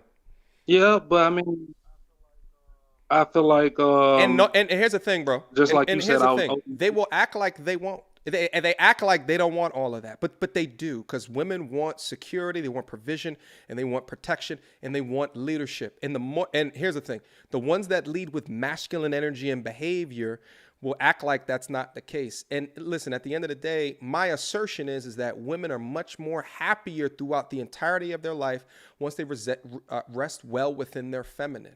Okay, so if they're looking all for these different types of things, but a 7 and a 8 is, you know, and I take a look at the 8s, and if you watch my ranked tier list, I would say the 8s at that list started at probably around the C tier, or no, probably I'm trying to remember, probably the D or the E tier. They've started in and around that space, the no makeup tier list. You know what I'm saying? So let me ask you this: so you saying a manager at a warehouse couldn't get a 7 or an 8? That's what you telling me? Because I mean, what's wrong with being a manager at a warehouse? There's nothing wrong with it. My thing is, I'm switching over because I don't want to be in a warehouse. I want to work for myself. I mean, that's not really just taught in smaller cities. Yeah. You get what I'm saying? Yeah. So I mean, you say, and then I'm just like I've been open and honest with you. You still going back saying I'm playing video games when I said I was going from Hulu to Netflix. I mean, this basically could have been with the girl that's in the school. I mean, she swears she caught me in lies and this and that, but I mean, I can only be open and honest with you. You know what I'm saying? It's up to you whether you can say that I'm lying, or you know what I'm saying? I don't want you to get upset. I don't want you to get upset, my G. You know what I'm saying? No, I ain't getting upset, but I'm just saying, you said I'm lying, and I mean, I clearly said right then and there that I'm switching from Netflix to Hulu. But I mean, that's just like with the day mark. So is it really? I mean, I'm trying to understand, because I get what you're saying, but at the same time, it's like I'm coming to you as humble as I know how, and you started saying I'm lying, and it's I'm not saying you're lying. I said I was trying to mean, understand the things that you're saying. But what I was saying is that for long term, it's gonna be very hard for you to attract an 8, not knowing where you're going in life, or switching and not figuring out, right? Like, it's gonna be very hard. I mean, and that's just, if you don't agree with that, then I think that there's a little bit of delusion that you lead with. I mean, I agree, but I mean, that's just like, if I wasn't switching and I didn't know where I was going, I mean, I wouldn't be switching. I would be staying in the warehouse till I was dead and old. Don't you think? Not making enough, or making just enough. Yeah. But I'm talking about the ability to attract 8s, like real full-blooded 8s. It's going to be very hard to do unless you are concrete in your finances, whether you're concrete within your body, the way that you work out, whether you have some of the more required things that these ladies like, even in their delusions, such as height, you know, like all of these other different things, you know, attractive quality, you clean shaven, clean up, you dress well, right? Like, you have kind of the signals that will allow them to get attracted. It'll be very hard, especially because you're not in a main market. You said you're in a small town. So I think it'll be really hard. Just taking a look at objectively. No, I said I can't. Okay, so I said I can't. Okay, what part of the country are you? I mean, what part of the country? OG? I'm in Houston right now, but That's I mean, a decent market. I get amount of just off 6 foot off the rip without even saying I'm a manager. I mean, there's just 6 foot and up. They get you anything you want right there. I mean, brother, me and you, we both light skinned. Come on now. I know. But listen, even though they said, listen, but all I'm saying is, brother, is just brother to brother. I just want you to put the pedal to the metal. I want you to put the pedal to the metal. I want you to get hungry. Yeah. You know what I'm saying? Like, even if you gotta leave the med school lady in order to get hungry, to dig down deep, to figure out exactly where it is that you're trying to go in life, figure it out, my young brother. That's it. Because, you know, as I talk about in a lot of these videos, they ain't gonna feel sorry for you. They ain't gonna feel sorry for you. Yeah. I think I'm pretty up, but I mean, yeah. I'm just, it's like, I don't have a problem in dating, but I mean, you brought up the whole legalizing of the whole New York and the prostitution. Yeah. It was a super chat. Is that not going? But you brought it to me. You brought it on me. I mean, I'm just going off what I see. I didn't bring the prostitution every time something to you, goes legal. That was a super chat that I read. No, I mean when I brought up the dating market going down and just that being going to be legal, you brought my dating experience into it. I mean, me personally, I never had a problem in dating, to be honest. But I mean, it's just every year something goes right for the woman just off divorces. I mean, I know a lot of people that had good marriages and they still got a divorce. I mean, just because they know they getting the better end of the deal after the divorce. I mean, that don't. I'm just saying, bro. You listen to the content in this sector. All I'm saying is you don't need me. Listen, you don't need to make concessions for me, my G. All I'm saying is get hungry, get after it, and figure it out. Yeah. That's it. All right, I gotta go on to the next. I gotta go on to the next one, my G. Listen, you always welcome to call back in. Listen, at the same time too, you're a prime candidate for the Patreon as well, man. You're a prime candidate. All right, so consider that as well. All right. All right, brother. All right, I appreciate that. G.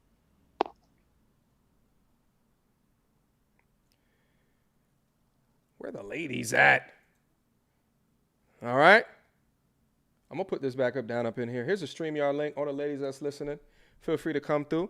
Next to the stage. What up, Shadowhawk? How are you, brother? MTR, how you doing, Doing bro? well. I appreciate you coming through, bro. Good, all right, do you agree with my good. position or not? Actually, I agree. I'm honestly, even like right now, I'm actually in the middle of a divorce. Talk about it.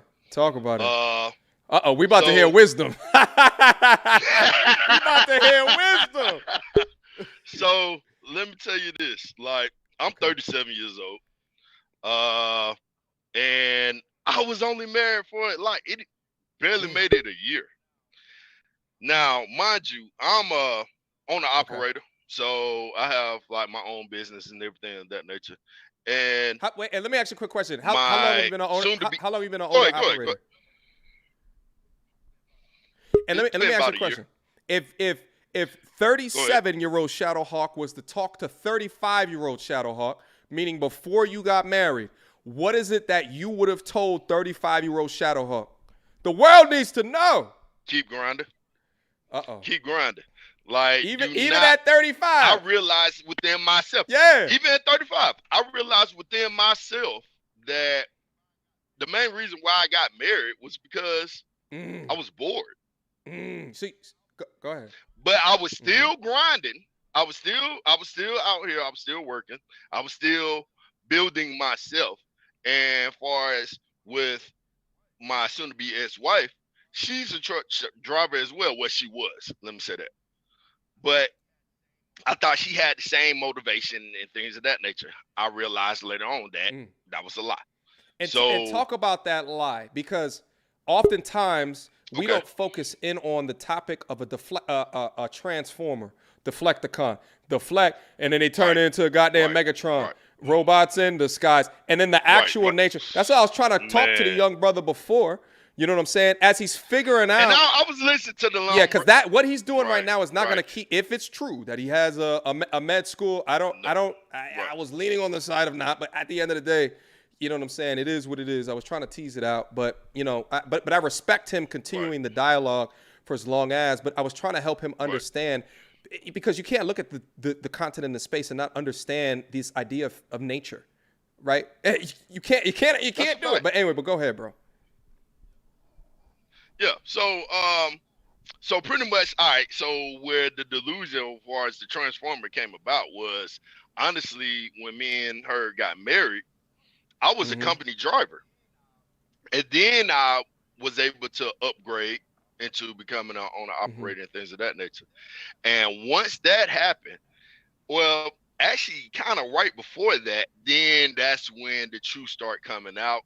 She basically didn't want doing it. So she claimed the tradition, and then once she got the ring, she turned into a Decepticon. Robots in disguise. To the point where She even had she went to school like online because that's basically where everybody was doing. Which shout out to people who do actually go to school, get online, better their skills and things of that nature. But and then she also had an opportunity for us to work from home. She pretty much quit that, but continued to school. And when I would come back from over the road and stuff, and I mean, like, the house is in a disarray. Like, I'm paying for everything, and the house is in a disarray. Come on now. And I'm running a business or trying to run a business. Like, come on now. Everybody knows as far as like when you're in business, the first 3 years are the roughest years. I'm still in my first 3.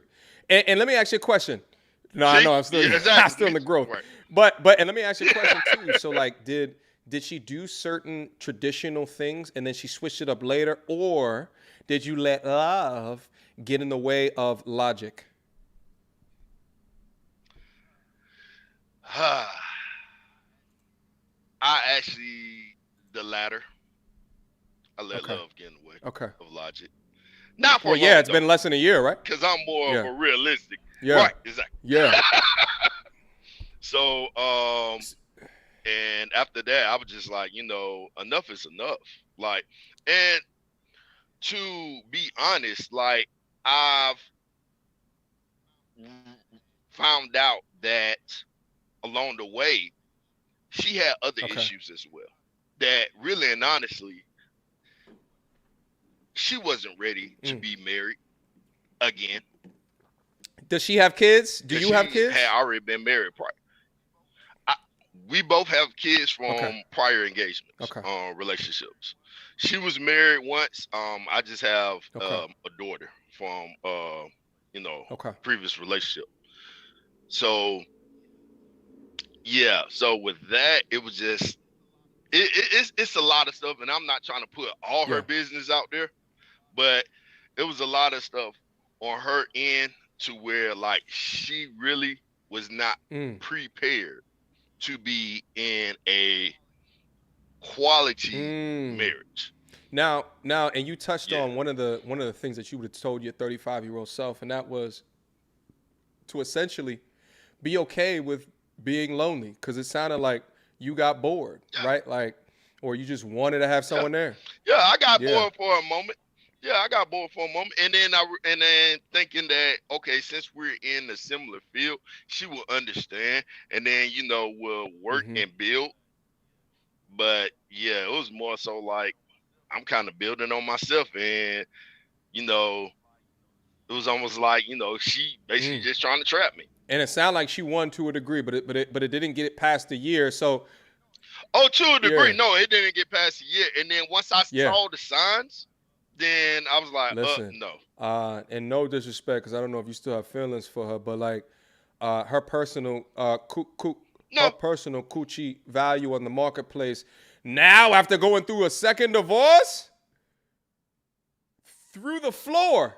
Yeah, it's like at a 2, and I'm being nice with that. That's some real shit, bro. That's some real shit. But here's the thing: man. is that if we don't call out, the that the crash is something that's a thing in reality, then they just feel like they can just float and then just like make all of these mistakes and shit like that, and then keep on going, and then they'll eventually find the one for me. But it's like, nah, I look at that like if I know that you was in a divorce before, devalues you on the dating marketplace. I'm like, oh, what happened? Matter of fact, if I'm serious with you, I might try to call the dude, because you never know. You're not gonna get the real story. Right. And it was crazy. Like, I actually talked to the dude one time, and I'm just like, okay. Like, she would say, like, okay, it was a domestic violence relationship and things of that nature in the past. So I'm just like, okay. Now, I don't even call people far as like, okay, you crying wolf or anything like that, because it happens. And especially within our community, it does happen. With any community, it happens. So I'm just like, I'm taking in the information and then just dissecting it, But even with the divorce that I'm going through, the proceedings I'm going through, like now I'm starting to look like, did he really do that? Because you're coming at me, and we really have nothing to talk about. Listen, man, but you coming at me out of pocket, sideways. Like, listen, come on now. You know, it's incredible what we ignore once we find like we got the one. You know what I'm saying? And it's also incredible, like, cause like for me, like lying about something like that, you know, allegedly, you know what I'm saying, would never even cross my mind. Right. You know what I'm saying? But like, you never really understand how desperate people can get. Right, you never understand, right, until it impacts and affects you. I've gone over story after story of my channel of desperate ass people. Shit, I just released one earlier today, being tricked on CNN and then given $250,000 from all of these people and shit like that, right? So, all right, so brother, is there any more information to share that you think that the general population that's down into the chat can benefit of your experience, the red flags, the key indicators? Let's go. Yeah, I would definitely say, for all my brothers out there, even sisters who are listening, like, stay focused on what you want to accomplish in life. Always stay focused. When you are ready, like even right now, I know I'm not ready. I say, far as am I a high value man? Yes, but I know I still have works that I have to do within myself, and I'm still pushing for that. Stay focused on your goals and your ambitions. Like, do not rush into relationships, especially in this time of the age. Do not take your rush time into relationships. Take your time. Make sure, as far as whoever that you are talking to, as far as like whatever woman you're talking to, if she's in a right state of mind, make sure that she has her things in order, and y'all actually communicate, because that's a big key also, as far as communication. But take your time, don't rush, and look, don't fall for the simp shit. Excuse me, I know, my bad. You good, bro. Demonetized. No, I'm joking, bro. You good. All right, well, Shadow Hawk, I wholeheartedly appreciate you coming through, bro. All right. Thank you, bro. All right, then, listen, fam. if you got updates later on, just let me know. All right. Yeah, we gotta come in and do a part 2. All right. What did he learn this week? You know what I'm saying? Let's go. All right, brother. Right, no doubt. Listen, if any others want to get up here and tell their goddamn story, let's do it. All right? Y'all want to get up here and tell y'all story of the bullshit? All right? Let's get on. All right? This is y'all platform. All right? This is y'all platform. Shout out to all the super chats that came in. Shout out to R Strike, $5 super chat. Ain't no med school students last 2 or 3 years with a side job. Sleep is off the table. Yeah, that med school-ish is no goddamn joke. All right? I used to mess with a couple of different young ladies that were in med school. And, yeah, they're in med school, there's no side hustles. No. Because then they're not getting any sleep. Shout out to new member Theo on the channel. I appreciate that, Theo. Appreciate you for signing up. Start using those emojis, Theo. All right? Shout out to Nightmare Files. Thank you so much again for the $5 super chat. All right? Shout out to MS81. Thank you so much for the $20 super chat. Trust me, as a 40-year-old, I just started to get my life in order. I need my younger brother to be real with himself. I was trying to, my G. I was trying to. I'm a bus driver during the week and a porter during the week, and I make $60K with both jobs, striving for more. That's what it takes on occasion, is a degree of reality, a degree of a wake-up call. Here's the thing. I would love at a time in the future he calls back in and says, hey, listen, OG, based on the things that you were talking to me, I understand that the way I came on here, I was kind of just chilling. It shows a degree of my professionalism. I understand that I got these things figured out. I've been spending 40 hours a week per working, but then another 40 hours a week making sure that what he wants to do into the future is exactly what he wants to do. I've been doing all of those things. And because of that, all right, clean myself up, more professional within that. Now I can actually afford the 7 and the 8s that I claim that I want, or that I currently measure up to right now. You got to be honest with these young hitters from time to time. Okay? Got to be honest with them. All right? Shout out to Dynasty in the making. Thank you so much for the $20 super chat. The Crash will be brutal, brutal. When guys put themselves first and women hear the red pill, they'd rather shame men into lowering their standards than doing the work to become wife material. The shame don't work anymore. The shame don't work anymore. Shit, I remember back in the 90s, they were shaming men into walking into single mother households and putting rings on it and shit like that. They can't do it like that no more. They can't do it like that no more. There's too much information up here at this current junction. I remember that like it was yesterday. And I remember me thinking like, oh shit, I'm a simp if I don't want a pre-made family. Excuse me, not a simp, but oh shit, I'm not a real man if I don't want a pre-made family. I remember thinking that as a kid, as I'm like watching Oprah. Okay. I remember thinking about that. Shout out to Leon.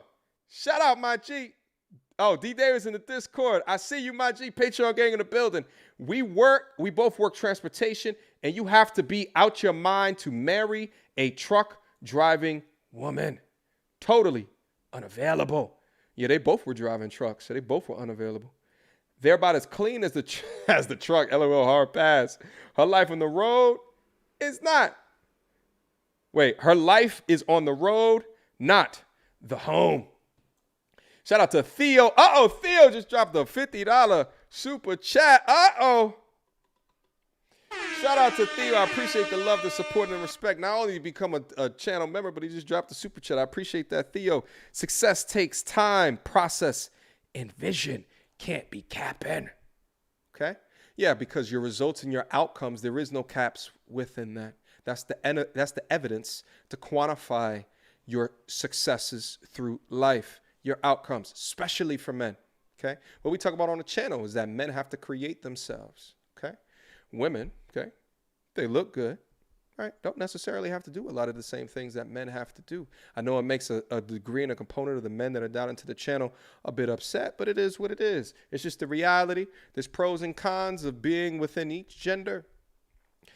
I think men have more pros, I'll be honest with you. I love being a dude. I would never want to be a young lady, ever, okay? Shout out to Theo. Thank you so much for the $50 super chat. Shout out to Nightmare Files again. Between the military and the YouTube, I'm making a little over 120K. Shout out, my G.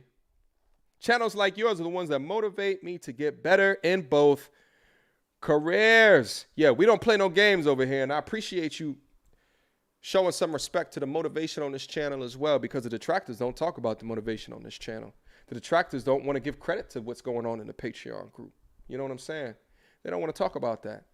Shout out to the Japan Styles. Thank you for $5 super chat. Smash the truck driving trick the first 20 minutes of meeting her. Don't trust them, fellas. Wrap up, my G. Wrap up. All right, next to the stage, I got someone on the Discord that had some words that they wanted to share. Let me start this call with them.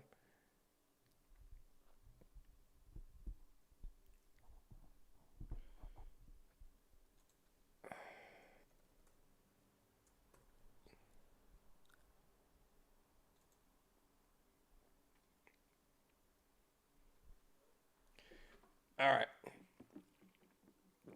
Yo, what's good, my G?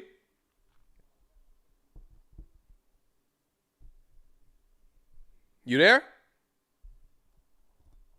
All right. He's in the Discord, but there's something up with his mic. So I'm going to disconnect for the time.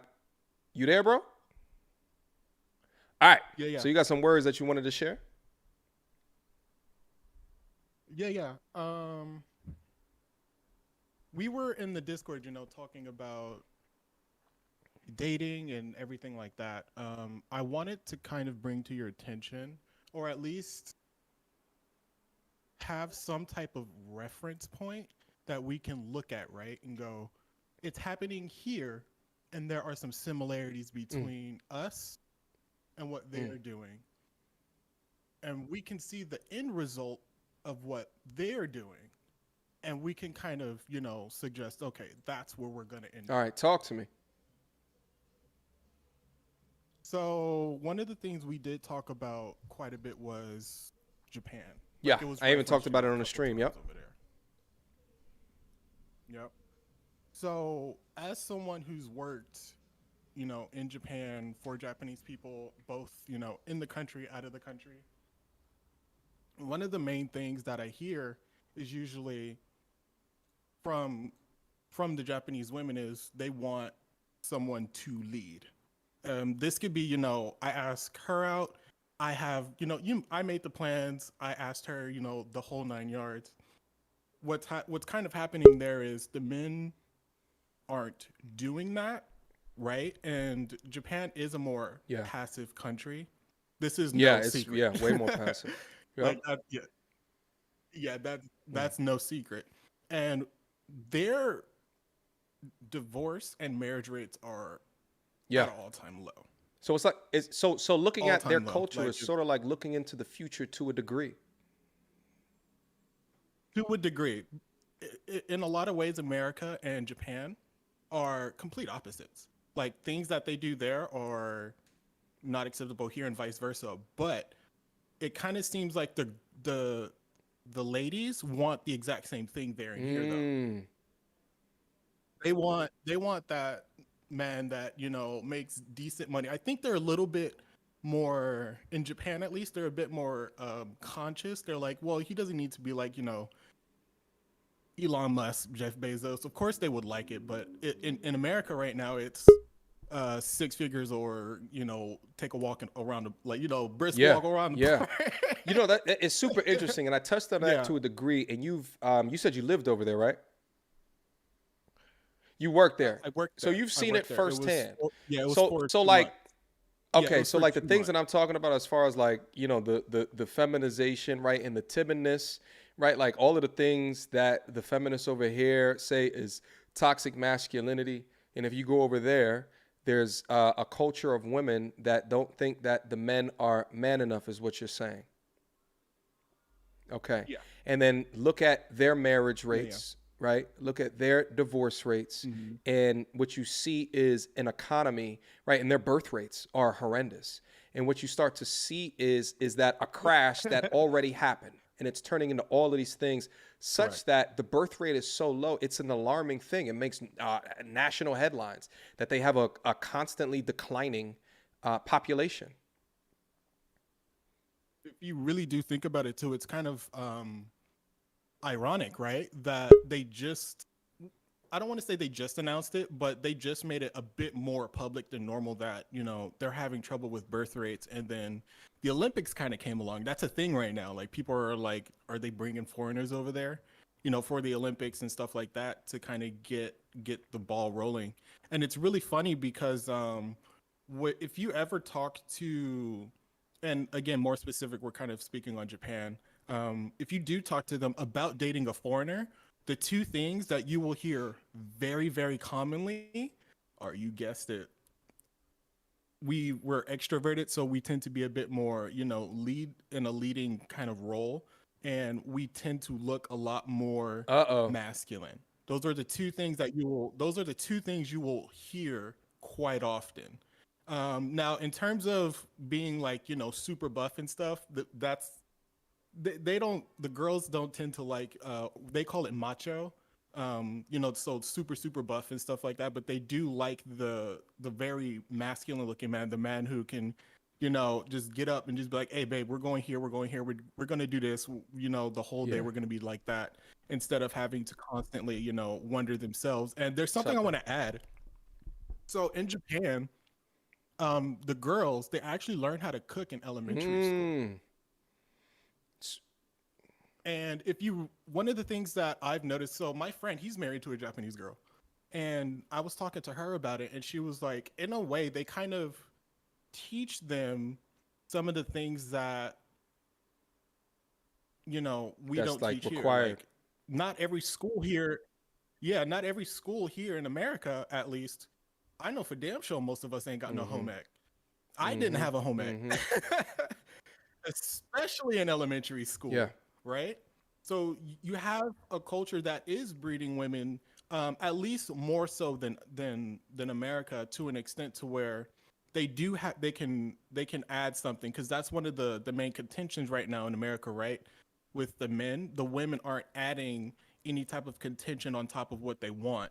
So the price that they want, it's not matching up with us, right? So there's that kind of and what about the ideals of like feminism? Are they over there as well? Oh no, there is a feminism problem right now actually in Japan. So Yeah. so Yeah, the there market is. has crashed over And there. It's been crashed. I mean, I think, someone asked earlier, is it crashed? And maybe the official crash is when the birth rate starts to go in the opposite direction. Maybe at that point, the burning platform goes even outside of, the talking points of the stream, like the talking points of the content on this side of YouTube, right? Then it's like, okay, we can now quantify the impact of what's happening here. Yeah. So from what I can kind of puzzle together in my head looking at this, in Japan, it's the women on the men a little bit. And right now here in the West, it was the women on the men. But what I'm noticing is that here in the West, the men are kind of pushing back, right? Like we got you, we got Kev, we got Fresh and Fit, we got Donovan. Like we're in a space where we're trying to alleviate this. I think that might be a good word to use. We're sitting here going, okay, this is what they're saying, but then the men, again, here in the West, we're also going, but there's this. In Japan, from what I'm seeing, it's just the women going on the men. That makes sense. It's just women to men right now. The men haven't rebutted yet, is what I'm trying to say. Interesting. It's like it's damn near the opposite problem, right? Like at least there's a degree of fight back over here that's at least happening now. You know what I'm saying? So, what's so interesting about all this too is that thinking, I think about, is there examples of this that's happening, over here as well? And my first thought went to Canada, right? Like for all of you guys that are down into the chat, if you're an American and you go up to Canada, start to talk about it. You guys are winning up there. You guys are absolutely winning up there. Shit, every time that I go to Toronto, especially if they know you from like New York, as what I am from, oh my God, they start losing their goddamn minds. And then if you go and you look at the level and degree of what they complain about the Canadian men is that they say, by and large, they're softer. So again, we talk about this feminization, right, within this idea of, and then we'll continue to push this idea of being toxic within your masculinity and all of these kind of different trivial things that they weaponize in order to try to control, right? But then look at it happening over on this hemisphere as well. It's happening over here too. You know what I'm saying? And that's what, and I'm giving y'all a big tip. Americans, you go up to Toronto, oh, they love Americans. The women up there love Americans. Shout out to everybody that's familiar with Caravana. Okay, you go up there. Oh, they love Americans. All right, bro. Is there another any other points to add? Yeah, I got some other folks that's down up in here. Right. I think the last thing is that if this kind of continues, right? I think at least here specifically in America, I'm not gonna lie, I can't speak much on our fellas up north in Canada. I do think there would be some type of settling of the waters here because the pushback it's been pretty strong. I think we all can agree with that, especially with Kev and Fresh and Donovan and them. It's gonna get to a point to where I do think both sides are kind of be like, all right, like what's happening here? Because I think right now it's more so in everybody's just kind of debating back and forth, right? But I do want to say, MTR man, thanks. Your videos and everything, the financial, your reactions, the whole 9 yards, you're helping a lot of young men right now that need, that type of content in their mind. I appreciate right you, now, bro. man. And I appreciate the support. Patreon gang in the building. All right, brother. I appreciate you coming through, all right? I had you skip the line because you part of the Discord. All right, brother. Peace. Thanks so much. All right. Let me get up out of that one. All right. Listen, fantastic points. MTR, you Caribbean. What you know about Caravana? Don't play with me. Don't play with me. What you mean what I know about Caravana? Huh? Yo, y'all better show me some goddamn respect up here. All right? Don't let the age fool you. I was out in these streets. I got some Toronto stories. Jesus Christ. And the women up there are so beautiful. God, the ratio up there of beautiful to not beautiful, I don't know what it is. Well, I think it's a couple of things. I think it's number one, they respect their weights a little bit more. So just off of the strength of their weights, you'll come across a lot more beautiful people. And then also, they mix up there like it's nobody's business. Women up there are ridiculously beautiful. Shout out to the super chats that came in. I see, we got $5 worth of you. I think that's yuan. Appreciate that, LB. Shout out to the Brother Love Show. Appreciate the $5 super chat. Shout out to Damien. Thank you for the 10 Canuck bucks. Oh, he must. When I'm talking positively about Toronto, that's when the Canadians come out of the woodwork. The birth rate is so low in Japan, and the royal family is at risk of running out of male heirs. And they may need to change the constitution to allow women to inherit the throne. Whoa! If that's not a sign of the Coochie market crash over there, yeah, they bubble was already hit. All right? The stocks had already plummeted. The crash had already happened. Next to the stage. All right, this brother donated, so he's going to skip the line immediately. Theo, what's good, brother? Loud and clear, brother. Good. So yeah, I like your channel. Decided to join today. You got some good content. You got some good reviews, opinions, advice. So hey, I'm gonna be here for a while. Some other people might have seen me in other groups, so I decided to go and jump in here. As far as I'm concerned, the market has crashed. It's been crashed for a while. It's just that it's taken the women, particularly in the U.S., a long time to figure it out. And they're still living in La La Land. They still think the value is much higher than what not only it is, but actually how men, particularly woke men who are the red pill, actually view them. And they're just not figuring things out. And I really want winter to happen. I want this eviction thing to go through because it's going to show women where they really are in life, and they're not going to be able to depend on the government. This government thing coming in, saving them crap. I mean, I think this is BS. I can understand like 3 months of the pandemic, things like that. Okay, things like that happen historically. I understand it. But even last year, they should have ended the eviction memorandum moratorium and stopped that moratorium and said, if you haven't figured it out by now, it's capitalism. Figure it out. You should go figure it out. Go talk it. And I don't want to be paying these people. I mean, really like a year's rent, you couldn't figure it out. I don't want to be paying these people's rent with my tax money. I don't think so. It's a real issue and problem. You talk about the majority of career fields that are protected are generally in the STEM fields. You know what I'm saying? Which are demonstratively more men.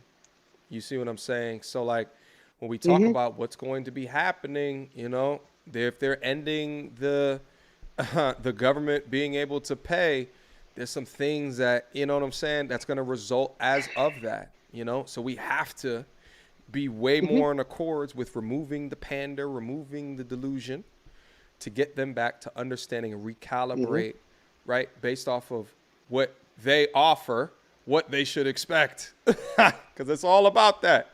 It's all about that.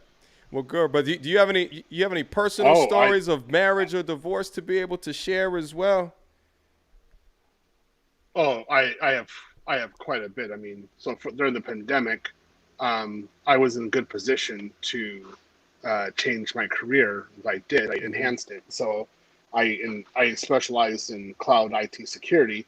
My yearly income increased from $300,000 to $600,000. That boy paid. Yeah. That boy paid. Yeah. So I did really well. Before I took the red pill. Yeah, I talked about this on MTandR.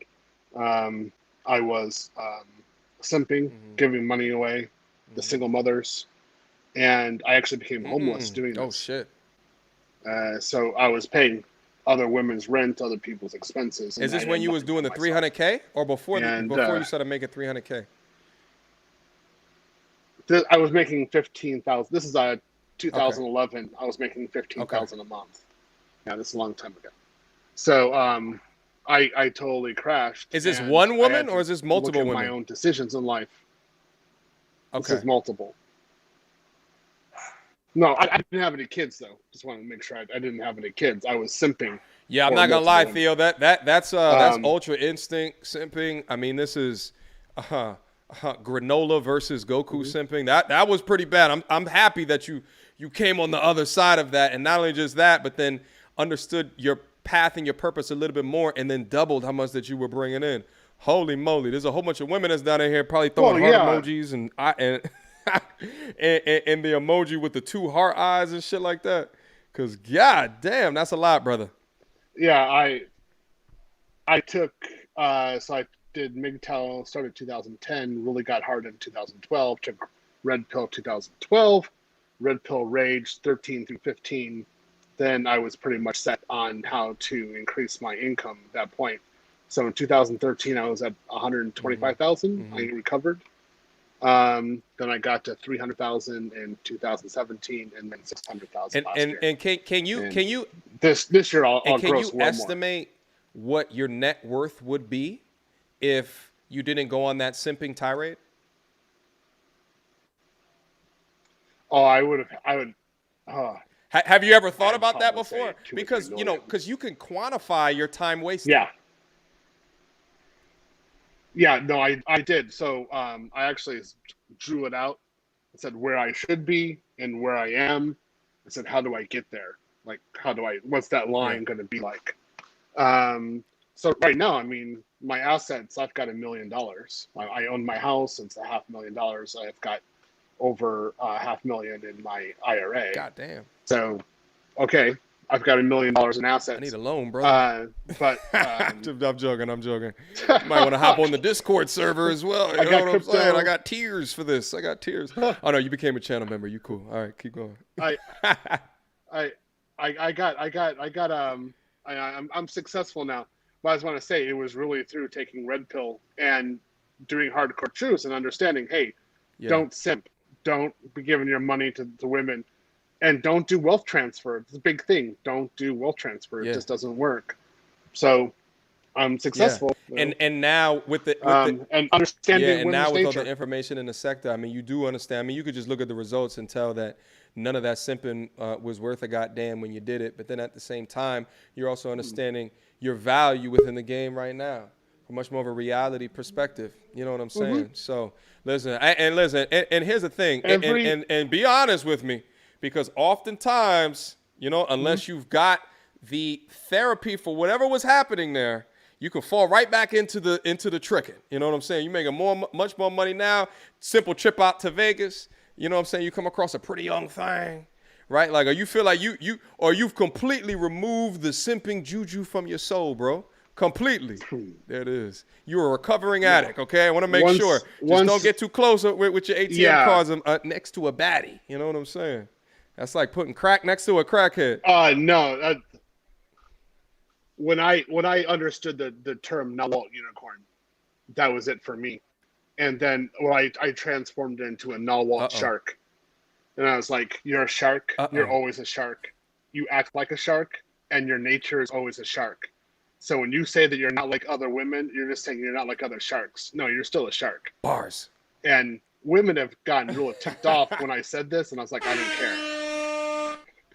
If I treat you like a shark, everything makes sense. Your actions and your words, how it all comes together, that's what you are. So she could be a baddie. I just see a baddie shark. There it is. You've recalibrated your mind. You've stepped sufficiently out of the matrix. You know what I'm saying? I'm proud of you, man. I'm proud of you, man. I'm out. You know what I'm saying? Because here's the thing as well, because doing all of that simping before, and I try to talk to, I don't know if you're familiar with Blue Pill Sam, is one of my buddies that comes through. I talked to him before about doing too much, of that, at the end of the day, it'll still leave you empty, because the goal was not reached. You didn't get the outcome that you were looking for. You know what I'm saying? Fly by night. Yeah.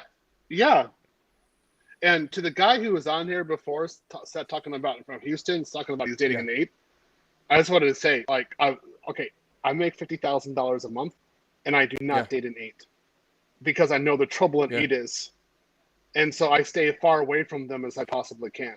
So I'm just like, yo, dude, Like, what are you talking about? And I can date 8s. I can date 9s. But I'm like, no, because they're walking death. Uh-oh. So, okay, you stay over there. So, Like, so bye. do you see yourself wifing up anything in the future? Do you see yourself doing a 5 or a 6? Or are you going to be a rock star up until you can't be a rock star anymore?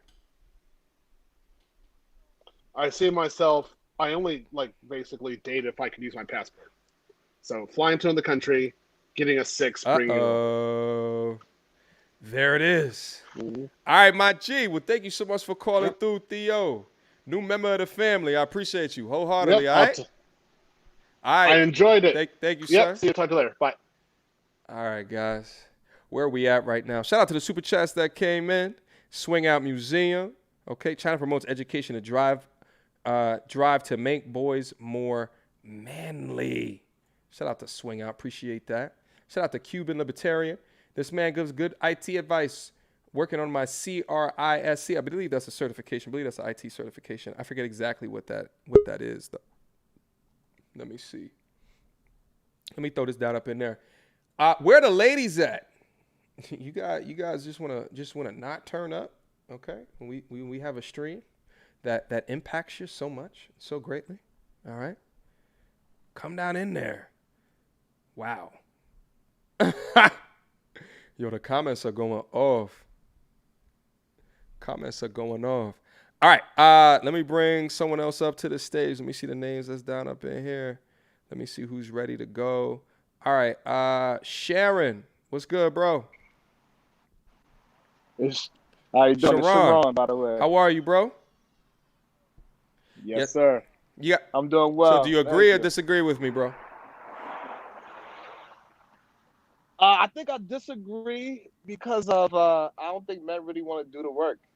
Just like the guy that just called, Theo, he's saying that he did the work as putting the money part in, but you could tell that he not built himself up. So you're saying dudes don't want to do the work for what? For themselves. He don't look like he's going to no gym. His house looked like he was a hoarder.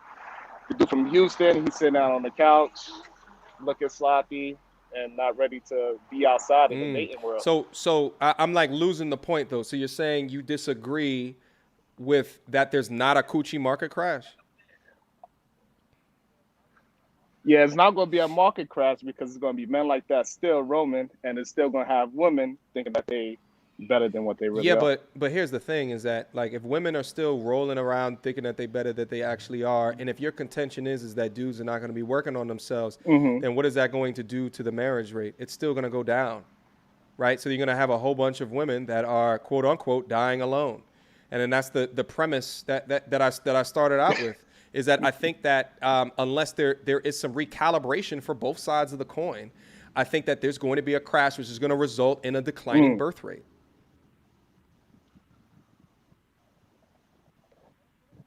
Birth rate, I think it's going to stay because men still just do whatever they got to do to get some of the. So what about the marriage rate? So what about the marriage rate? The marriage rate, it probably will stay the same. It's going to be a 50-50 type thing. So even on your own logic, you're saying stay there. Let's say that dudes are not going to want to do the work. Even on your own logic, you're saying that the marriage rate is still going to stay the same. I believe so. I think it's going to stay 50-50. Just like with business, it's 50% chance that you're going to make money and a 50% chance that it's going to fail. No, if you start a business, I think it's 50% of them fail in the first 5 years. It's really not the same. So you're just saying blanket statements of you just think that no, it's just going to stay the same, even though we're going over information to talk about how the delusion on one side continues and how dudes who are remaining in the simping and these dudes that are remaining not working in on themselves, not doing anything to improve, right? Like, are continuing to be average dudes that send DMs and and just set themselves up for failure? Are you saying that, you know, even as some of these dudes kind of promote themselves, because the women don't want those dudes anyway, but then even as the dudes who are working in on themselves that are more prepared now than ever before, right, that are working on their financial education, that are expecting more, that are understanding the pitfalls of marriage, even though all of that, you still think it's just going to remain the same? Yes, I think it's okay, still and going to your remain the position same. of exactly why that Because is men why. still want to get married. Because men still want to get married. They still want to So, have although families. I'm talking about all So the men still wait, so I'm going to talking try about to get all this married. stuff, And you just still think that it. So, has Yeah. the marriage rate done what since the 1920s? Has it gone up or down? It's when, I It believe went down by a probably went lot. down. I'm not sure. I haven't It looked went at the down data. by a lot. So you think that it's just going to just remain the same now? We're just in 2021, and where it's at right now is just we're going to just steadily cruise with all of this information. I think it's going to stay stagnant. Yes, I think it's going to stay the same. I don't think it's going to go worse or better. Okay. Well, I appreciate what you think, but what I know is that it will not stay the same because we're calling out exactly why it is. Why do you think that you hold so firm onto a position where all information points incredibly differently than what it is that you're saying? When we can look at examples like Japan, which has feminized the men and it has masculinized the women, when we can look at examples and we see a declining birth rate over there where the men literally sign up for massage parlor bars or cuddle bars and they're watching tentacle porn and a whole bunch of shit like that, right? Where they're so, and we talk about from American perspective, the influx of like sex dolls and shit like that, and men are entertaining that. That's just the start. So all of that is happening. You still think it's going to remain the same. If you think that, brother, you live in delusion as well. I must be in delusion because I had no idea that it was that bad for men that's buying a bunch of sex dolls and that nature. I really did. So that's probably my fault. I think it's naive, my brother, but still stay men. subscribed to the channel so we could continue to create the burning platform, because I go over all of this information and you confidently come up here and have nothing to combat and you just say that it's going to remain the same. I'm a little bit floored, to be honest with you, brother. I guess because also I'm a little bit floored. I'm just confused. I'm married for 10 years and I don't have these problems, I guess. Listen, your anecdotal experiences don't represent the complete. What's the last statistics class that you took, brother? Did you take statistics in high school or college? I ain't take no statistics class. No, I didn't go to college. Just straight. Okay. So you never took like statistics classes in like high school or anything like that? Okay. Nah. So within your life right now, so how old are you? Okay, you're 40. 40. Are you dating right now? Or are you married? Married. Okay, 10 years. And so you got her 10 years ago. Were you in construction at the time that you got married to her? No, I was not. So you're doing something else. Did you make more money or less money 10 years ago? Okay. Less. Would you, on a scale of a 1 to a 10, what would you rate her? My wife? My wife, when I met her, she was definitely at 8. So what does she know? Or do you not? Am I gonna get you in trouble? Oh shit. Nah, this is all men over here. This won't be. Yeah, don't worry about. We're not on the internet or anything like that. But if she was to go into the dating market, since now she got children and she just had a child and she's a little overweight, I guess that would bring her down to a 6. So according to like, she got two kids. So she went up on the market, like I said, that bring her down 6. Space is still gorgeous. So a smooth 6. Okay. So you've been in the dating market for 10 years. So that explains a lot why you just don't see the things that we're talking about. So if you were in the dating market today, hold up, you didn't try to put a jokes over the entire channel. I'm good, is what you saying. I'm married. Is she give you any issues? Let's keep it a stack. She did get a little bit heavier. What's up? I know you got issues with that. Let's keep it a stack. Yeah, she's in the gym. She's in the gym every day. Well, not every day. She's in the gym 6 days a week. I got her a personal trainer. She's getting herself back into where she needs to get to. She understands. Okay. you know, and plus I'm taking care of the home pretty well. You know, she don't have to work, take care of the kids, free cooked meals. I feel you, my G. Okay. That's the end of my line of questioning. But I had to tease out why you don't see this shit, because I see this shit. I'm 36. You know what I'm saying? And I'm just like, shit, I'm good. Like, you know what I'm saying? At least right now, you know what I'm saying? I think when it comes to the legacy from a kid perspective, maybe also, not going into the future, but at least right now and the things that I'm trying to achieve, I'm good right now. And I see exactly the things that I am talking about. I think, but personally, I think it when you work hard on yourself and you do the right steps to being a man in all aspects of man, not just money, not just working out. Because I think a lot of men, they do good at one aspect of being a man, but as a overall, I think they fail, and as I come, they meet women that are not right for them for long term. Yeah, I feel it, bro. Here's the thing. I need you to get some young brothers in your friend group that are in the dating game, okay? And just ask them. just ask more of them. But I think 10 years removed. Yeah, honestly, when I do have conversations with them, most of the time they be sounding like they are the female in the relationship. Yeah.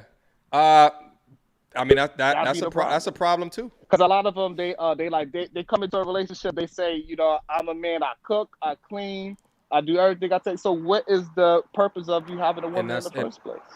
You got to leave some kind of room for. I mean, and that's part of the problem as well, bro. That's part of the problem too. All right. Let me see. Well, thank you for calling in, brother. I appreciate the conversation as per usual. All right. Shout out, my G. Yes, sir. Guys, listen. There's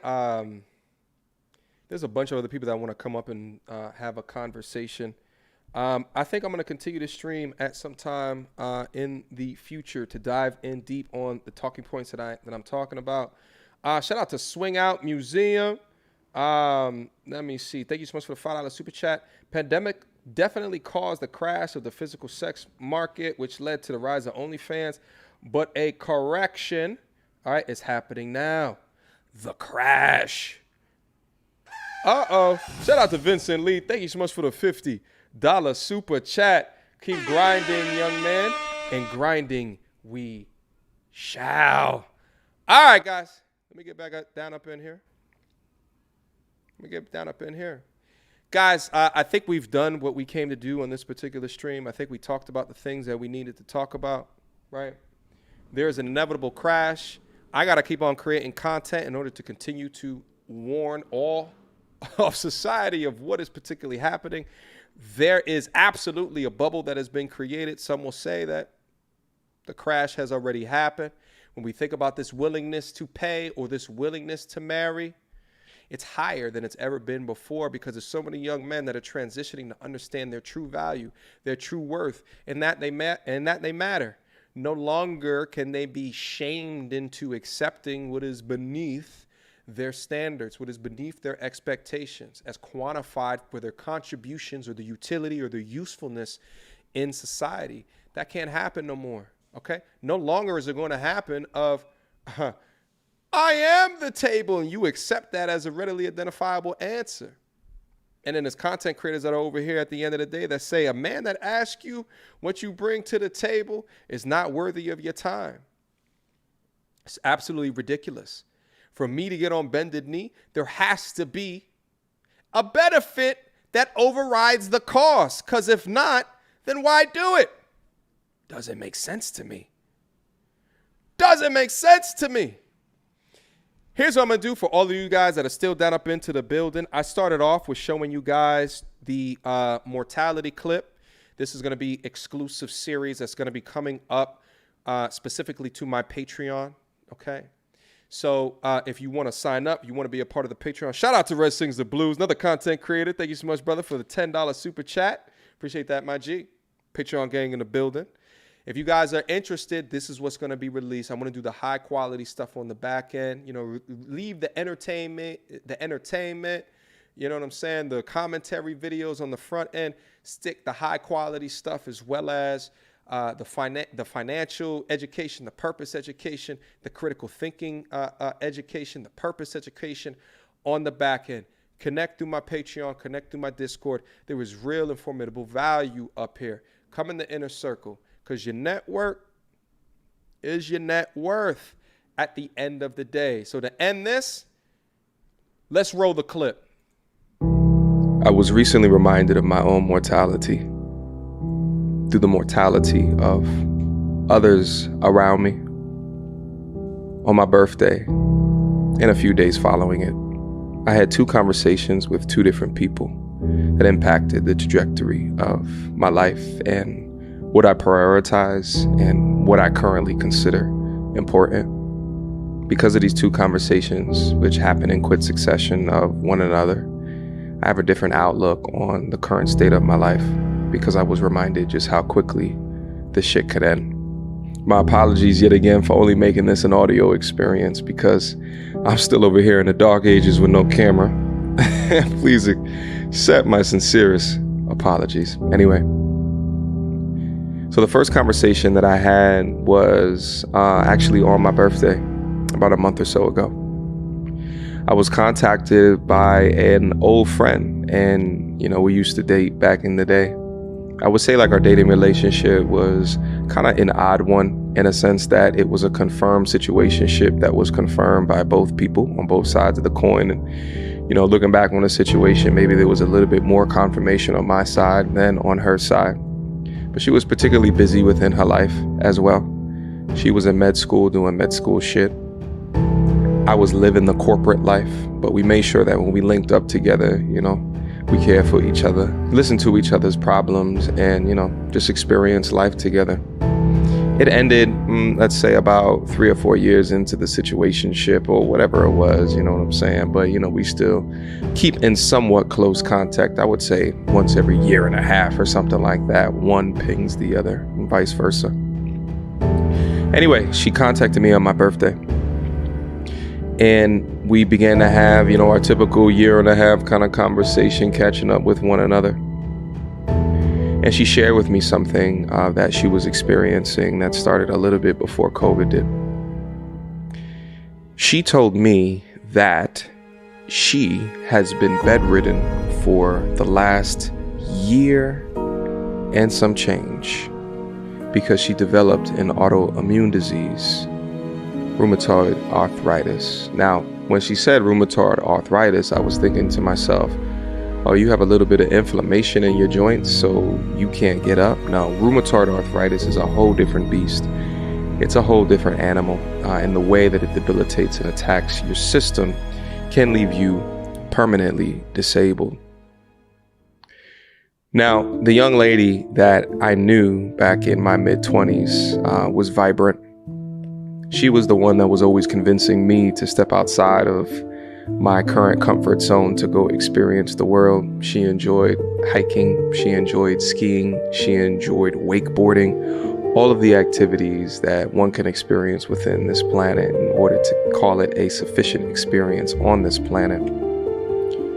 Hearing her detail exactly what it is that she was going through and being bedridden, the amount of weight that she had gained because she can no longer go outside and exercise, the cane that she now uses to walk, the inability to work in her current place of business of being a doctor, which she studied 13 years for in order to be able to do. All of the passion, all of the life stripped out from under her, from an autoimmune disease that developed with no warning at all. I was simply floored by this revelation that she shared with me, and honestly, I really didn't know what to say. So we mulled over it for a little while. We kind of laughed and joked about different things within our life, and then after a while, I hung up the phone, and then I sat to myself and I thought, damn, she was always such a bright light and awesome spirit within my life and the life of her friends around her. She didn't do anything to deserve this. Nothing.